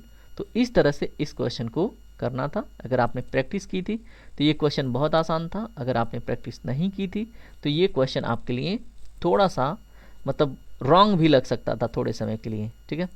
क्वेश्चन नंबर 14 देखिए, ये क्वेश्चन आपका दिमाग ख़राब करने वाला है, ठीक है, क्योंकि इस क्वेश्चन में आपको ना 31 का क्यूब, 32 का स्क्वायर, या फिर 31 का स्क्वायर, 45 का स्क्वायर, 47 का स्क्वायर, ये आपको पता होनी चाहिए थी, ठीक है। अब अगर आपको 31 का स्क्वायर नहीं पता है, 32 का स्क्वायर नहीं पता है, तो आप मल्टीप्लाई करते, इसमें समय नुकसान करते, ठीक है, ये सब करते, और ऊपर से इसमें आपको भिन्न छांटना था। तो ऐसे प्रश्न आपको एग्जाम में छोड़ के आगे बढ़ना है, ठीक है। जब प्रश्न इतने बड़े, इतने कैलकुलेटिव हों, तो ऐसे क्वेश्चन को छोड़ दीजिएगा तो ज़्यादा सही रहेगा। लेकिन यहाँ पे मैं आपको बताऊँगा ऑपरेशन क्या है इसमें। देखिए यहाँ पे क्या किया गया है, 31 का स्क्वायर निकाला गया है, फिर 32 का स्क्वायर निकाला गया है, इसको जोड़ दिया गया है, ठीक है। और 31 का स्क्वायर और 32 का स्क्वायर जोड़ने के बाद क्या किया गया है, इन दोनों का डिफरेंस निकाला गया है, और जो डिफरेंस है उसका क्यूब किया गया है, ठीक है। यानी कि 32 माइनस 31 यानी कि 1 का डिफरेंस है, उसका क्यूब करके उसको घटा दिया गया है, ठीक है। और उसके बाद से जो आपकी वैल्यू है ना वो 1984 है, ठीक है। उसी तरह से दूसरे में भी किया गया है, यानी कि 45 का स्क्वायर किया गया है प्लस 47 का स्क्वायर किया गया है, और माइनस किया गया इनके डिफरेंस को, यानी कि इनका डिफरेंस 2 है, तो 2 के क्यूब का, ठीक है, इसमें घटा दिया गया है, और जो वैल्यू आई है वो आई है आपकी 4226। अब इतना तक कहानी नहीं, अभी और भी कहानी बाकी है। अब आपको इनमें चेक करना है, ठीक है। तो अगर आपको डायरेक्टली देखिए 25 का स्क्वायर, 26 का स्क्वायर आपको पता होना चाहिए, 18 का स्क्वायर, 19 का स्क्वायर पता होना चाहिए, 20, 21, 15, 16 तो आपको पता होता ही है, ठीक है। तो सबका पता होना चाहिए था। अगर आप इसमें भिन्न छाटिएगा, ठीक है, तो देखिए 20 का स्क्वायर 400, 21 का स्क्वायर क्या हो गया 400, बताइए 41, ठीक है, और 400 और 441 हो गया। तो ये आपका ऐड कर लिया आपने 400 प्लस 441, ठीक है। यहाँ पे आपको 466 दिख जाए, इसलिए मैं आपको 0 0 दिखा दूँ। और उसके बाद पहले वाले में देखिए कितना ऐड करके आ गया 841, और इन दोनों के डिफरेंस का क्यूब घटाना था, यानी 1 का क्यूब घटाना था। तो पहला सेटिस्फाई कर रहा है, ठीक है, तो ये आंसर नहीं होगा। आपको वो ढूंढना है कि इनमें भिन्न कौन है। अब देखिए तरीका आपको पता चल गया, आप भिन्न ढूंढ लीजिएगा। ऑप्शन नंबर सी इसमें करेक्ट था, ठीक है। अब यहाँ पे 18 का स्क्वायर कीजिएगा 324 मिल जाएगा। उसके बाद 19 का स्क्वायर कीजिएगा, दोनों को ऐड कीजिएगा और माइनस कर दीजिएगा इन दोनों के डिफरेंस का क्यूब, ठीक है, तो आपको आंसर मिल जाएगा, ठीक है। चलिए बात करते हैं अगले प्रश्न पे। प्रश्न नंबर 15 देखिए, यहाँ पे बड़ा सिंपल प्रश्न है, आपसे पूछा जा रहा है इनमें भिन्न छांटना था, ठीक है। तो इसमें देखिए कैंपोस इसमें भिन्न है, सभी घास के मैदान हैं, पंपास, डाउन्स, स्टेपी और कैंपोस। लेकिन पंपास हुआ, डाउन्स हुआ, स्टेपी हुआ, ये कैसे जलवायु में रहते हैं? ये टेम्परेट जलवायु के हैं। लेकिन जो कैंपोस है ये ट्रॉपिकल जलवायु का है, ठीक है। और अगर आपको घासों के बारे में नॉलेज होता, विश्व की जो लोकल ग्रास लैंड है, ठीक है, तो आपसे ये प्रश्न हो जाता अगर आपने वर्ल्ड ज्योग्राफी पढ़ी होती, ठीक है। तो ऐसे प्रश्न आपके एग्जाम में पूछे जाएंगे और ये आपको एक गाइड है, ठीक है। अब यहाँ पे देखिए आपको निम्न संबंध का चुनाव कीजिए जो विविधता प्रकट कर रहा है, ठीक है। विविधता यानी कि भिन्नता आप समझ लीजिए, ठीक है, यानी कि इनमें सिमिलैरिटी नहीं है, एक इसमें ऐसा ऑप्शन है, ठीक है। अब देखिए फाइंड आउट कीजिए, देखिए यहाँ पे क्या लिखा हुआ है, एक्चुअली ये क्या है, क्यात है। आपको क्वेश्चन में क्यात ही मिलेगा, ठीक है। तो क्यात म्यांमार की करेंसी है, लारी जो है जॉर्जिया की करेंसी है, द्रम जो है वो आर्मेनिया की करेंसी है, लेकिन जो क्यू है वो यूक्रेन की करेंसी नहीं है, राजधानी है, इसलिए ऑप्शन नंबर डी आपका करेक्ट हो जाएगा, ठीक है। तो चेक कर लीजिएगा। यहाँ पे देखिए बड़ा सिंपल सा प्रश्न है, यहाँ पे AHB का अर्थ है AB की माता है, ठीक है। तो आप डायरेक्ट इस क्वेश्चन को सॉल्व कीजिए। अब यहाँ पे सबसे पहले यहाँ पे एंड का रिलेशन है, एंड में क्या कह रहा है, AB का क्या है, पति है, यानी कि यहाँ पे Q जो है W जो है वो Q का क्या होगा, पति होगा, ठीक है। क्योंकि भाई यही बात है, तो W क्या है, ये Q का पति है। मेरा तरीका जो है वो देखिए क्या है, जैसे मान लीजिए W है वो क्या है, Q का पति है, तो हम यहाँ पे पति लिख लेंगे, प लिख लिया। यहाँ पे Q को एक बड़ा सा सर्किल और की कर देंगे, ठीक है। अगर फीमेल है तो की, मेल है तो का। तो W क्या है, P, W जो है वो P की क्या है, पति है, सॉरी Q की पति है। अब यहाँ पे एट द रेट है, एट द रेट का यहाँ पे मीनिंग क्या है, AB की बहन है, यानी कि जो Q है वो T की क्या है, बहन है, ठीक है। तो यहाँ पे T हमने लिख लिया और यहाँ पे हम ब लिख लेंगे, ठीक है। और इंडिकेशन इधर ही रखना है हमें, जिधर हम रिलेशन देख रहे हैं। तो यहाँ पे बहन है किसकी, T की, कौन, Q। उसके बाद यहाँ पे दिया है THY, और यहाँ पे हैश का क्या अर्थ है, AB का अर्थ है AB की माता है, यानी कि यहाँ पे क्या है, T जो है वो माता है किसकी, बताइए, Y की, ठीक है। तो यहाँ पे हमने Y लिख दिया और अब ये T क्या है, माता है, ठीक है, किसकी, Y की, ठीक है। उसके बाद क्या है, Y एट द रेट यम, यानी कि AB की बहन है, यानी कि Y जो है यम की बहन है, ठीक है। ये क्या है, Y बहन है किसकी, यम की, ठीक है। अब यहाँ पे देखिए एक चीज़ और है, यम परसेंटेज के, और परसेंट का अर्थ है A जो है B की पत्नी है, यानी कि यम जो है वो क्या है, K की पत्नी, ठीक है। तो ये क्या है, पत्नी, ठीक है, किसकी, K की। और रिलेशन क्या पूछा जा रहा है, T का K से संबंध क्या है, यानी कि इन दोनों के बीच में संबंध क्या है, ठीक है। तो फाइंड आउट कीजिए। अब देखिए रिलेशन आपको पता है, अगर T माता है Y की, Y क्या है, Y क्या है, बहन है यम की, ठीक है।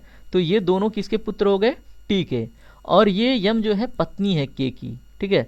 तो अब क्या हो गया यहाँ पे रिलेशन, तो यहाँ पे बताइए दिए गए ऑप्शन में क्या होगा, T K से किस प्रकार संबंधित है, तो पुत्री का पति होगा, ठीक है। और यहाँ पे आपको ऑप्शन में देखने को नहीं मिल रहा है, ठीक है। तो आपके दिए गए क्वेश्चन पेपर में होगा, ठीक है। तो यहाँ पे ऑप्शन राइट जो होगा वो होगा पुत्री का क्या होगा, यहाँ पे देखिए टी माता है वाई की, वाई बहन है किसकी, यम की, यम पत्नी है के की।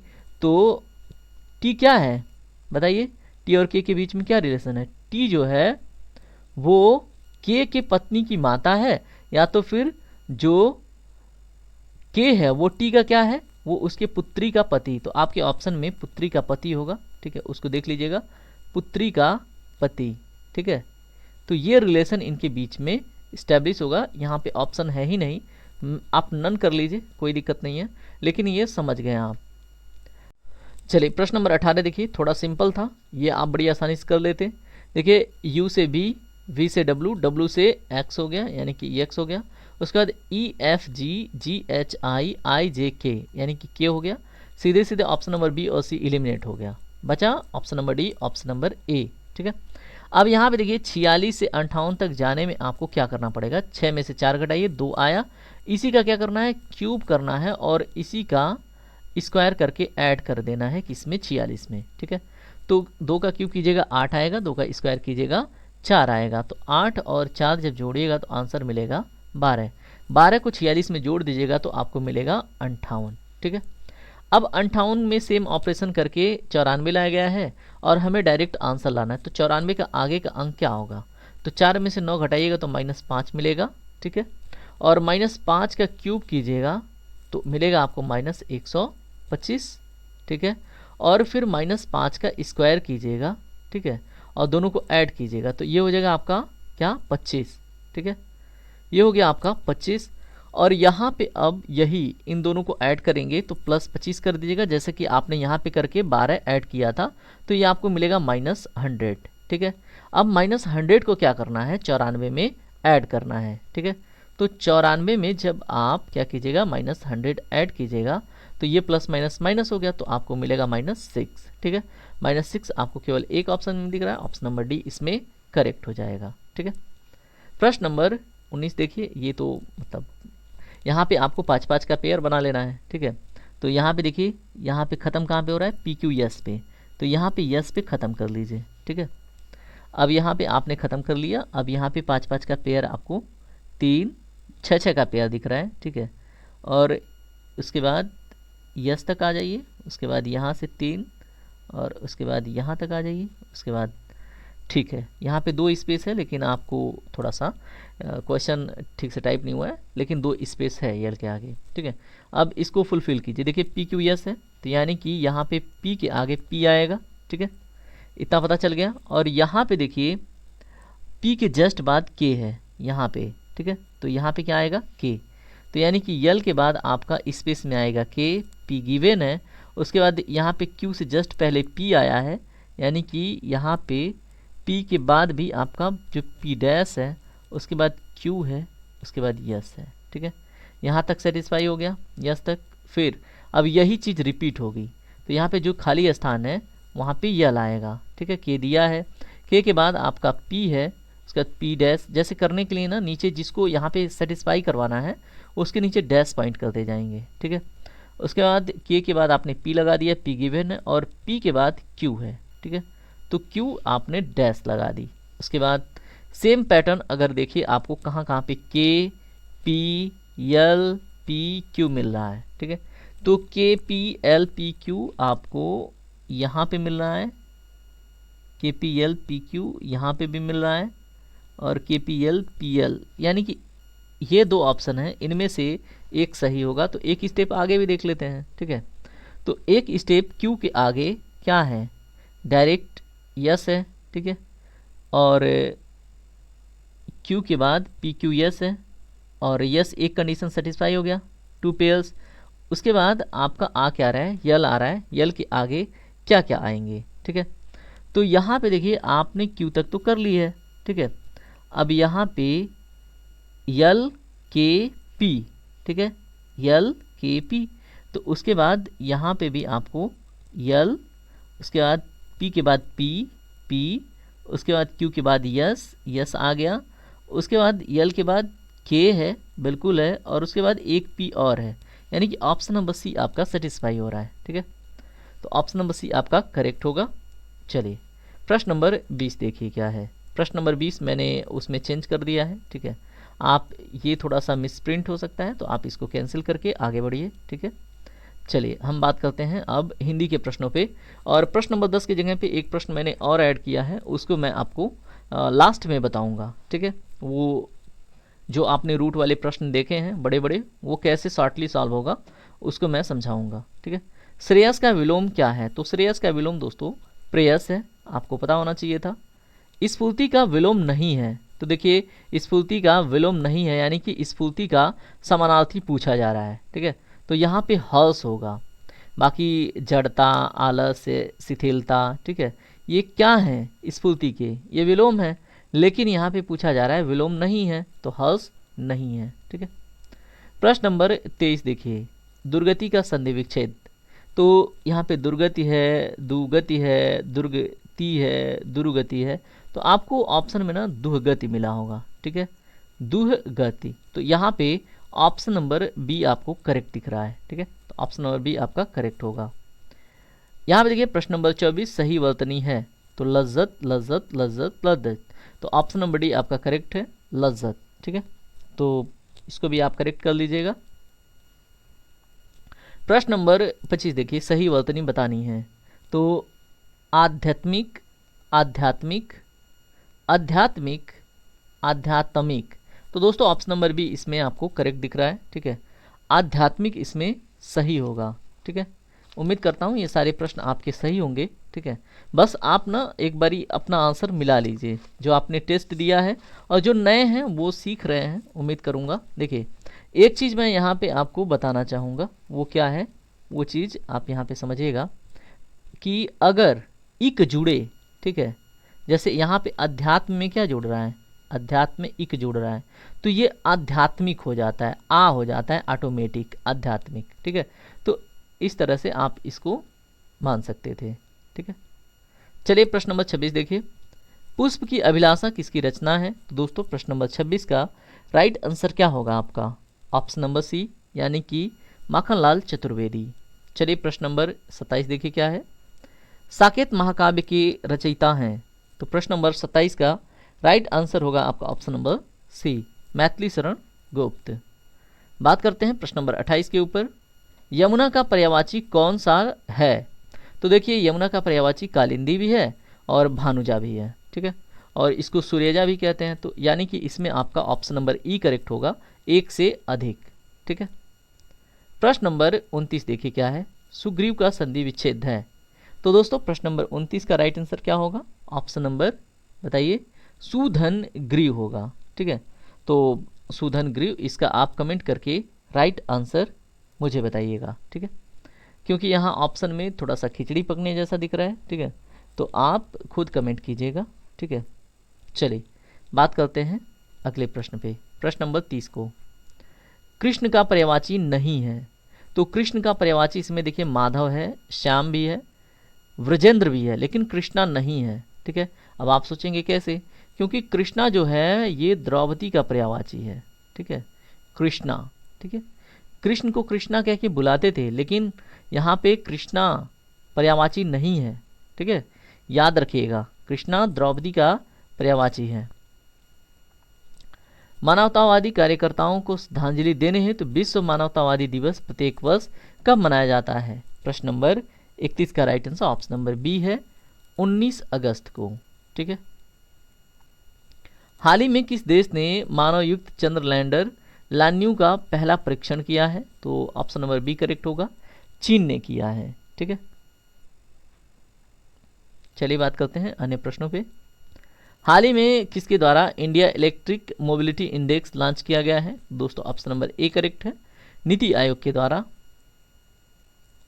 वर्तमान में कौन सा देश 38% वैश्विक उत्पादन के साथ दुनिया में मोटे अनाज का सबसे बड़ा उत्पादक है?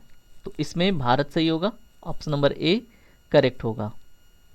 प्रश्न नंबर 35, समुद्री कानूनी ढांचे को आधुनिक बनाने के लिए किसके द्वारा समुद्री माल परिवहन विधेयक 2025 पारित किया गया? ठीक है, तो दोस्तों इसमें लोकसभा और राज्यसभा दोनों के द्वारा। ऑप्शन नंबर सी करेक्ट होगा। सर्वप्रथम इंडिया शब्द का प्रयोग के लिए किस भाषा में किया गया था? सर्वप्रथम इंडिया शब्द का प्रयोग किस भाषा में किया गया था? तो प्रश्न नंबर 36 का राइट आंसर क्या है आपका? ऑप्शन नंबर बी यानी कि ग्रीक। ठीक है। प्रश्न नंबर 37 देखिए, भारतीय मानसून का वर्णन सबसे पहले किस अरबी विद्वान द्वारा किया गया था? तो इसमें right answer option number B Al Masudi. ठीक है। तो याद रखेंगे प्रश्न नंबर 37 का right answer option number B है। भारत का सबसे बड़ा कृत्रिम झील किस नदी पर स्थित है? तो सबसे बड़ा कृत्रिम झील किस नदी पे स्थित है? रिहंद। नाम क्या है? गोविंद बल्लभ पंत सागर। ठीक है। और कहाँ पे है दोस्तों? सोनभद्र में। ठीक है। तो इतना इंफॉर्मेशन आपको पता होना चाहिए। प्रश्न नंबर 39 देखिए, भारतीय संविधान के किस अनुच्छेद में राष्ट्रपति या उपराष्ट्रपति के चुनाव के संबंध में जो भी मामला खड़े होते हैं वो कहाँ जाते हैं, या फिर उनका उल्लेख कहाँ पे है? राष्ट्रपति उपराष्ट्रपति के मामले से संबंधित उल्लेख। ठीक है। तो इसका राइट आंसर क्या होगा? इसका राइट आंसर होगा आपका ऑप्शन नंबर ए। ठीक है। तो याद रखेंगे। प्रश्न नंबर 40 देखिए, संविधान का कौन सा भाग भारत के नागरिकों को आर्थिक न्याय प्रदान करने का संकेत करता है? तो दोस्तों यहाँ पे देखिए, राज्य के नीति निर्देशक तत्व और प्रस्तावना दोनों करते हैं। Option number A and C correct होगा। ठीक है। चलिए बात करते हैं प्रश्न नंबर 41 पे।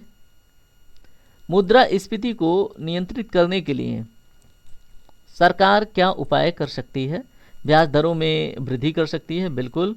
सरकारी खर्चे कम कर सकती है, बिल्कुल कर सकती है। मुद्रा आपूर्ति में कमी कर सकती है। ऑप्शन नंबर डी करेक्ट होगा।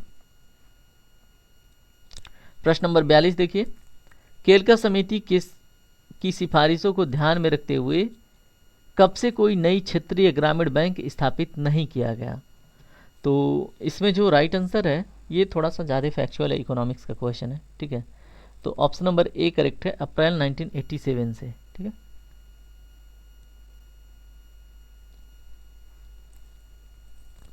प्रश्न नंबर 43 देखिए, कौन सा युग्म सुमेलित नहीं है? तो एग्जिम आयात निर्यात। ठीक है। आयात निर्यात सही है। आरबीआई बैंकों का बैंक बिल्कुल सही है। आईडीबीआई औद्योगिक वित्त बैंक ये भी सही। ऑप्शन नंबर डी आपका करेक्ट होगा। ठीक है। औद्योगिक संस्थाओं को जो वित्तीय मदद है ये सुमेलित नहीं है। ठीक है। और इसके जगह पे आपको क्वेश्चन में कुछ तो देखने को मिला होगा। ठीक है। उसके हिसाब से आप मिला लीजिएगा इसको। प्रश्न नंबर 44 देखिए, प्रारंभिक आर्यों के बारे में कौन सी कथन सही नहीं है? तो यहाँ पे वे सरस्वती संस्कृत बोलते थे, सही है। घुड़सवारी किया करते थे, कई झुंडों में भारत पहुँचे। इसका राइट आंसर है क्या? कौन सा सही नहीं है? वे मुख्यतः नगरों में निवास करते थे, ये सही नहीं है। कौन सा युग्म सुमेलित नहीं है? तो बुक्सा बिहार, दुमका मिजोरम, नामेड़ी असम, नामदफा अरुणाचल प्रदेश। इसका राइट आंसर है आपका बुक्सा बिहार। ठीक है। ये कहाँ पे है दोस्तों? ये आपको वेस्ट बंगाल में देखने को मिलेगा। ठीक है। बाकी आप चेक कर सकते हैं। ठीक है। प्रश्न नंबर 46 देखिए, पाचन तंत्र में भोजन कहाँ पचता है? तो दोस्तों मुंह में, पेट में, छोटी आंत में। ठीक है। और ये सभी के सभी। भारत में पहला राष्ट्रीय खेल दिवस कब मनाया गया था? तो दोस्तों देखिए, आपके एग्जाम पेपर में, ठीक है, जो पेपर टेस्ट आपने दिया उसमें ये प्रश्न नहीं मिला होगा, लेकिन हाँ पहले यही प्रश्न था, लेकिन अब चेंज किया जा चुका है। तो इसमें right answer option number C है, 2012 से। ठीक है। और भारत में राष्ट्रीय खेल दिवस किस डेट को मनाया जाता है? तो 29 अगस्त, याद रखेंगे। ठीक है। और उसके जगह पे जो प्रश्न नंबर 47 की जगह पे प्रश्न आपको देखने को मिला है वो है आपका कि मनु भाकर का संबंध किस खेल से है? तो वो निशानेबाजी से संबंधित है। ठीक है। तो उसमें आपको निशानेबाजी ऑप्शन नंबर ई में देखने को मिला होगा, तो वो आपका राइट आंसर होगा। ठीक है। तो ये अपडेट है इस सीरीज में। प्रश्न नंबर 48 देखिए, पपेटी किसका त्यौहार है? दोस्तों ये पारसियों का त्यौहार है। ऑप्शन नंबर ए करेक्ट होगा। 1950 के दशक में दलित पैंथर्स आंदोलन कहाँ शुरू हुआ था? दोस्तों दलित पैंथर्स महाराष्ट्र में शुरू हुआ था। बहुत ही महत्वपूर्ण आंदोलन है, याद रखिएगा। पश्चिमी ऑस्ट्रेलियाई धारा किस प्रकार की धारा है? ठीक है, तो आपको पता है ऑस्ट्रेलिया का जो ये वाला यहाँ पे एक धारा जाती है बह के, तो ये ठंडी धारा है। चलिए बात करते हैं प्रश्न नंबर 10 जो एक्स्ट्रा प्रश्न ऐड किया गया था। ठीक है, और इस प्रश्न को ऐड करने का उद्देश्य है कि आप एग्ज़ाम में किस माइंडसेट से बैठते हैं और अगर एग्जामिनर ऐसा प्रश्न पूछे तो आप क्या करेंगे। ठीक है, तो ऐसा प्रश्न थोड़ा सा ट्रिकी होते हैं। ठीक है, इसमें आपको देखना है कि कम से कम समय में कैसे सॉल्व हो सकता है। तो सबसे पहले आप शुरू से सॉल्व मत कीजिए, सबसे पहले इसका स्क्वायर रूट फाइंड आउट कीजिए 3364 का। ठीक है, अब यहाँ पे अप्रोच क्या है कि अगर आप 3364 का स्क्वायर रूट फाइंड आउट करेंगे तो 64 का स्क्वायर रूट आप एक बारी जनरली निकाल के देखिए 8 होगा। ठीक है, उसके बाद बचा आपका 3300। ठीक है, अब 3300 अगर मान लीजिए यहाँ पे एक संख्या सोचिए कि यहाँ पे 3300 है, तो अगर आप यहाँ पे क्या सोच लीजिए कि यहाँ पे 60 सोच लीजिए कि अगर 60 है तो 60 का स्क्वायर क्या होगा, तो 60 का स्क्वायर आपका 3600 हो जाएगा जो इससे अधिक हो जा रहा है। ठीक है, तो 60 तो नहीं होगा, यहाँ पे 33 की जगह पे 60 आप नहीं सोच सकते। ठीक है, वैसे ही अगर आप यहाँ पे जैसे मान लीजिए कि 60 आपने सोच लिया लगभग में, अगर 40 सोचिए तो 40 का स्क्वायर आप कीजिएगा तो क्या मिलेगा 1600। ठीक है, ये तो काफ़ी कम दिख रहा है आपको, चाचू को 1600, मात्र इतना से तो नहीं होगा। ठीक है, बिल्कुल नहीं होगा। उसके बाद अब फिर से आप सोचिए कि और क्या हो सकता है। 5 देखिए 5। ठीक है, तो 5 इसको 50 का स्क्वायर कीजिए तो ये क्या हो जाएगा 2500। ठीक है, और 2500 कहीं न कहीं 1600 और 3600 के बीच में है। ठीक है, तो आप यहाँ से जनरलाइज्ड पर्सपेक्टिव में क्या कर सकते हैं, 5 जो है वैल्यू पिक कर सकते हैं। ठीक है, तो यहाँ पे आपने डायरेक्टली 5 उठा लिया। ठीक है, और ये एक अप्रोच के थ्रू यानी कि प्रैक्टिस के बाद ही पॉसिबल है। अब यहाँ पे आपको 58 का ये स्क्वायर देखने को मिलेगा, आप सॉल्व करके देख लीजिएगा। ठीक है, ये सिर्फ एक अप्रोच है जल्दी से उस आंसर तक पहुँचने के लिए, क्योंकि यहाँ पे 5 के अलावा ये 4.5 नहीं हो सकता। ठीक है, या फिर कोई और संख्या नहीं हो सकती, क्योंकि आपने देखा ये 1600 के बराबर है, ये 3600 के बराबर है, तो इसके बीच में कोई संख्या होगी जो दशमलव नहीं होगी, क्योंकि ये कंप्लीट रूट है। ठीक है, आप दशमलव का रूट थोड़ी ना फाइंड आउट कीजिएगा। तो यहाँ पे आपने देख लिया कि इसका जो रूट वैल्यू है 58 है। ठीक है, अब 58 जो ही इसका पता चला तो जाहिर सी बात है इसका भी कुछ मान आएगा, इसका भी कुछ तो आएगा। अब 58 तो ये एलिमिनेट हो गया। ठीक है, अब सिर्फ 58 तो नहीं हो सकता क्योंकि ये ऐड होगा तो ये भी एलिमिनेट होगा। ठीक है, तो आपने 2 ऑप्शन एलिमिनेट कर दिए। यहाँ पे अगर आप 21,952 का अगर आप घर निकालिए, ठीक है, करके देख लीजिए, अगर 20 गुणे 20 गुणे 20 कर लीजिए। ठीक है, लगभग में ही आपको सोचना है। ठीक है, तो यहाँ पे 2 दूनी 4 दूनी 8। ठीक है, तो आपको यहाँ पे 8000 मिल रहा है। ठीक है, अब यहाँ पे देखिए ये क्या है 21,000 है। ठीक है, और यहाँ पे हमने अगर 20 का क्यूब जैसे मान लीजिए 20 का, ठीक है, अगर हम 8000 का रूट फाइंड आउट करें तो ये लगभग 20 मिल रहा है। ठीक है, और यहाँ पे तो वैल्यू 21,000 है तो ये तो 20 से प्लस वैल्यू आएगी। ठीक है, 30 का कर लीजिए, 3 त्रिको 9 त्रिको 27 तो ज़्यादा हो जा रहा है। ठीक है, तो अगर आप यहाँ से 20 के आसपास वैल्यू निकाल लेते हैं, ठीक है, ये आपको खुद सोचना है। ठीक है, तो 58 प्लस 20 कीजिए तो ये सीधे क्या हो गया 75 से अधिक। ठीक है, ये हो गया आपका कितना 78। अब देखिए ये जब 3 ऑप्शन एलिमिनेट हो गए तो एक ऑप्शन बचा, यही आपका राइट आंसर है 105। ये सब करने की आवश्यकता नहीं होती है। ठीक है, तो ये सब मत कीजिएगा, थोड़ा सा अपना माइंड यूज़ कीजिएगा। ठीक है, तो ऐसे सवालों में आपको हेल्प मिलेगी। बाकी एक क्वेश्चन और है, वो सिंपल मल्टीप्लिकेशन है, तो उसमें कुछ समझाने जैसा है नहीं, जो इस सेशन में आपको देखने को नहीं मिला। ठीक है। ठीक है। तो उसको अपना ना मोबाइल से कैलकुलेट करके फाइंड आउट कर लीजिएगा, ठीक है। वैसे जो आपका एक क्वेश्चन है, आई थिंक वो क्वेश्चन नंबर 20 है, ठीक है। और क्वेश्चन नंबर 20 का आप राइट आंसर अपना देख लीजिएगा, वो होगा आपका ऑप्शन नंबर, उसमें भी बी ही होगा, ठीक है। ऑप्शन नंबर बी आपका राइट होगा, ठीक है।